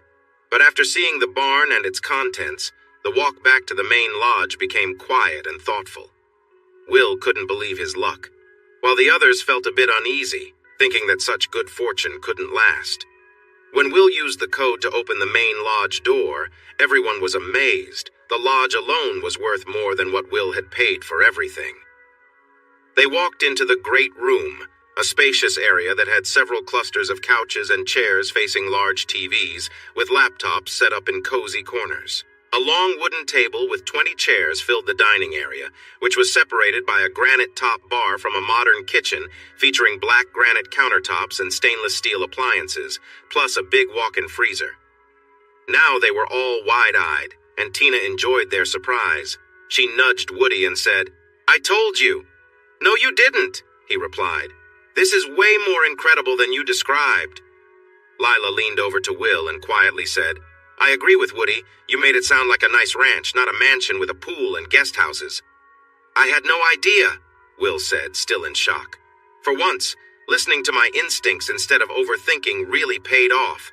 "There's a first time for everything," Woody and Tina said together. The rest of the afternoon was spent exploring the 6-bedroom, 7-bath lodge and the guest houses. They enjoyed playing billiards, pool, and shuffleboard in the game room, and they rode ATVs along the improved pasture roads. They were surprised to find that the previous owner left behind all the furniture in the lodge and guest houses, including bedding and kitchen items. However, the previous owner had not taken care of the Nueces River Valley, which was overgrown with brush and full of debris from floods. Everything else, including the nice hunting stands, was well looked after. As the children and grandparents started feeling hungry, the grandparents took them out to eat before heading back to Sarah's house. After some cold beers from Woody's ice chest, the pundits talked thoughtfully. "Karma, that's what it is. Or maybe kismet," Woody said with a frown. "After getting let down so many times, it feels like fate has stepped in. My friend Will is finally having some good luck. He writes hit songs, joins a cool new band, meets a great partner, and now he finds a deal that will make his ex-wife really jealous." "Hey, Will, what are you planning to do with the tack room in the barn?" Gary asked. "I hope you share the same idea I have, Gare," Lena jumped in. "And I hope Will does too." "Well, Gary and I were thinking it would make a fantastic recording studio and practice space. What about you guys?" Will said. "Great minds think alike, my lucky friend. Right, Lena?" Gary responded. "Absolutely," Lila laughed. "I bet we all left that room thinking the same thing. I imagine you saw the guest houses and thought, roommates?" "Actually, Gary and I thought of the barndominium as a rental unit for traveling musicians. Danny said. Lena smiled. I thought the guest house by the diving board would be perfect for your favorite roommate. Not to be left out, Woody said. And I'm the ideal guest for the house next to the game room. You won't even notice me when I bring friends over. But just so you know, we'll have to go back to Austin to record. And when it's time to tour, the closest airport is 100 miles away. That's true, but my kids live less than 5 miles from here, Will replied. The highway is just a few miles over that hill, and on the east side of town there's a nice airport with a runway for private jets, in case we ever grow big enough for that. Laredo is about an hour south, Corpus is 90 minutes east, San Antonio is about 90 minutes north, and Austin is another hour past that, assuming traffic is moving on I-35. Lastly, Garner State Park and Con Can are less than 2 hours northwest. With the Smitherman's small area falling apart due to the trouble, this could become a great place to live again. If my lawyers are right about the money I'm owed, the people who pushed me out of town will have to buy my family ranch back for me. What do you think? Should we go back to Austin to get our things and settle here, or should we keep moving back and forth? Gary spoke up first. Well, this isn't bluegrass country, western Tennessee, or the Appalachians, but it kind of grows on you. I'm not really a city person, so I vote for a fresh start, as long as I get the north bedroom in the barn dominium. It was agreed that they would move to a ranch less than a mile from Billy Goat Hill, as long as everyone got their favorite room. The next morning at 8 a.m., Will's phone rang. Luckily, Lila had let him sleep for 4 or 5 hours, and his celebration hangover was mild, so he was mostly ready for the day when the investigators shared their update. By the time they were done, he had enjoyed 2 cups of strong coffee and was eager to get started. His next call was to Savage, who already had an electronic copy of the report and was ready to file new lawsuits. Will felt pleased as he thought about the results. Though they had harmed him, what was coming next would hurt them even more, and he couldn't wait to see them suffer as he did. While relaxing and thinking about his plans, a song began to form in his mind. He grabbed his tablet and guitar, and within 15 minutes he had written, "Comeuppance." Will left the office and found that Woody had gone to town for breakfast, tacos, milk, better coffee, and groceries for a few meals. Everyone else had eaten, so he enjoyed a taco while sharing the main points of the report. Their laughter and comments lightened the mood a bit, but the betrayal he faced felt so planned, heartless, and cruel that it seemed the songs that had defeated his enemies weren't strong enough. The band was set to create another concept album to reveal their tricks. But Will had a different idea, to celebrate their ending. He played and sang a new song called Comeuppance. This brightened the mood and sparked fresh thoughts for their 4th album. By Friday, they had moved their things from the practice room to the tack room. Their clothes and supplies were in their rooms, rented furniture was picked up, and lease break fees were settled. Workmen had set up sound baffles and acoustic panels in the tack room studio, managed by Lena and Lila while they were in Austin. Barry was not too happy about their choice, but he accepted their promise to keep him informed and make all their scheduled dates. He, along with his latest girlfriend and the tech team, was invited to a party to celebrate the success of their first 2 albums and their earnings. On the same Friday, Donald Bradley Smitherman was given a notice telling him to stay 500 feet away from Andrew and Sarah Lynn. Reports said he lost control. He made angry remarks and threats to the deputy who delivered the papers, leading to his arrest. Deputy Raul Medina was not connected to the Smithermans. He had his body camera on and seemed to enjoy arresting the arrogant man. The sheriff was out of town without cell service, so he could not step in. The booking process was long and uncomfortable for him. What hit Donald the hardest was the sound of the cell door slamming shut. He shouted, but could do nothing until his court hearing the next day. His son had to spend the night in the same jail Will had been in before. Surrounded by glares and harsh words from the other inmates, he finally felt small and frightened, a feeling he had never experienced before. Morning brought back his confidence. His father would fix everything.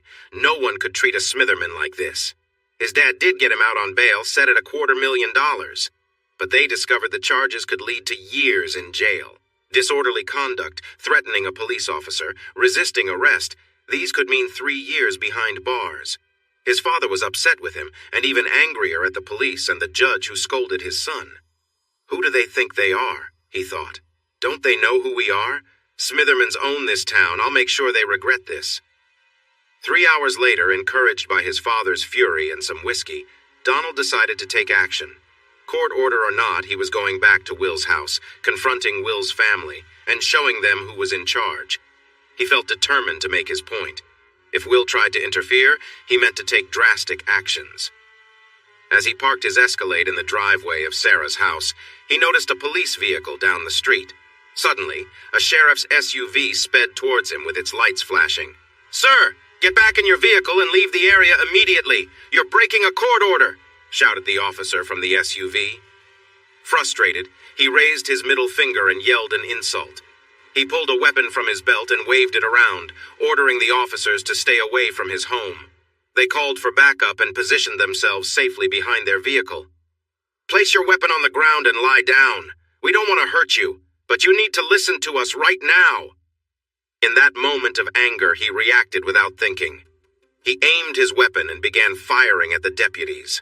They didn't shoot back at first, hoping he would stop without causing harm. But when a bullet narrowly missed a deputy, their response changed.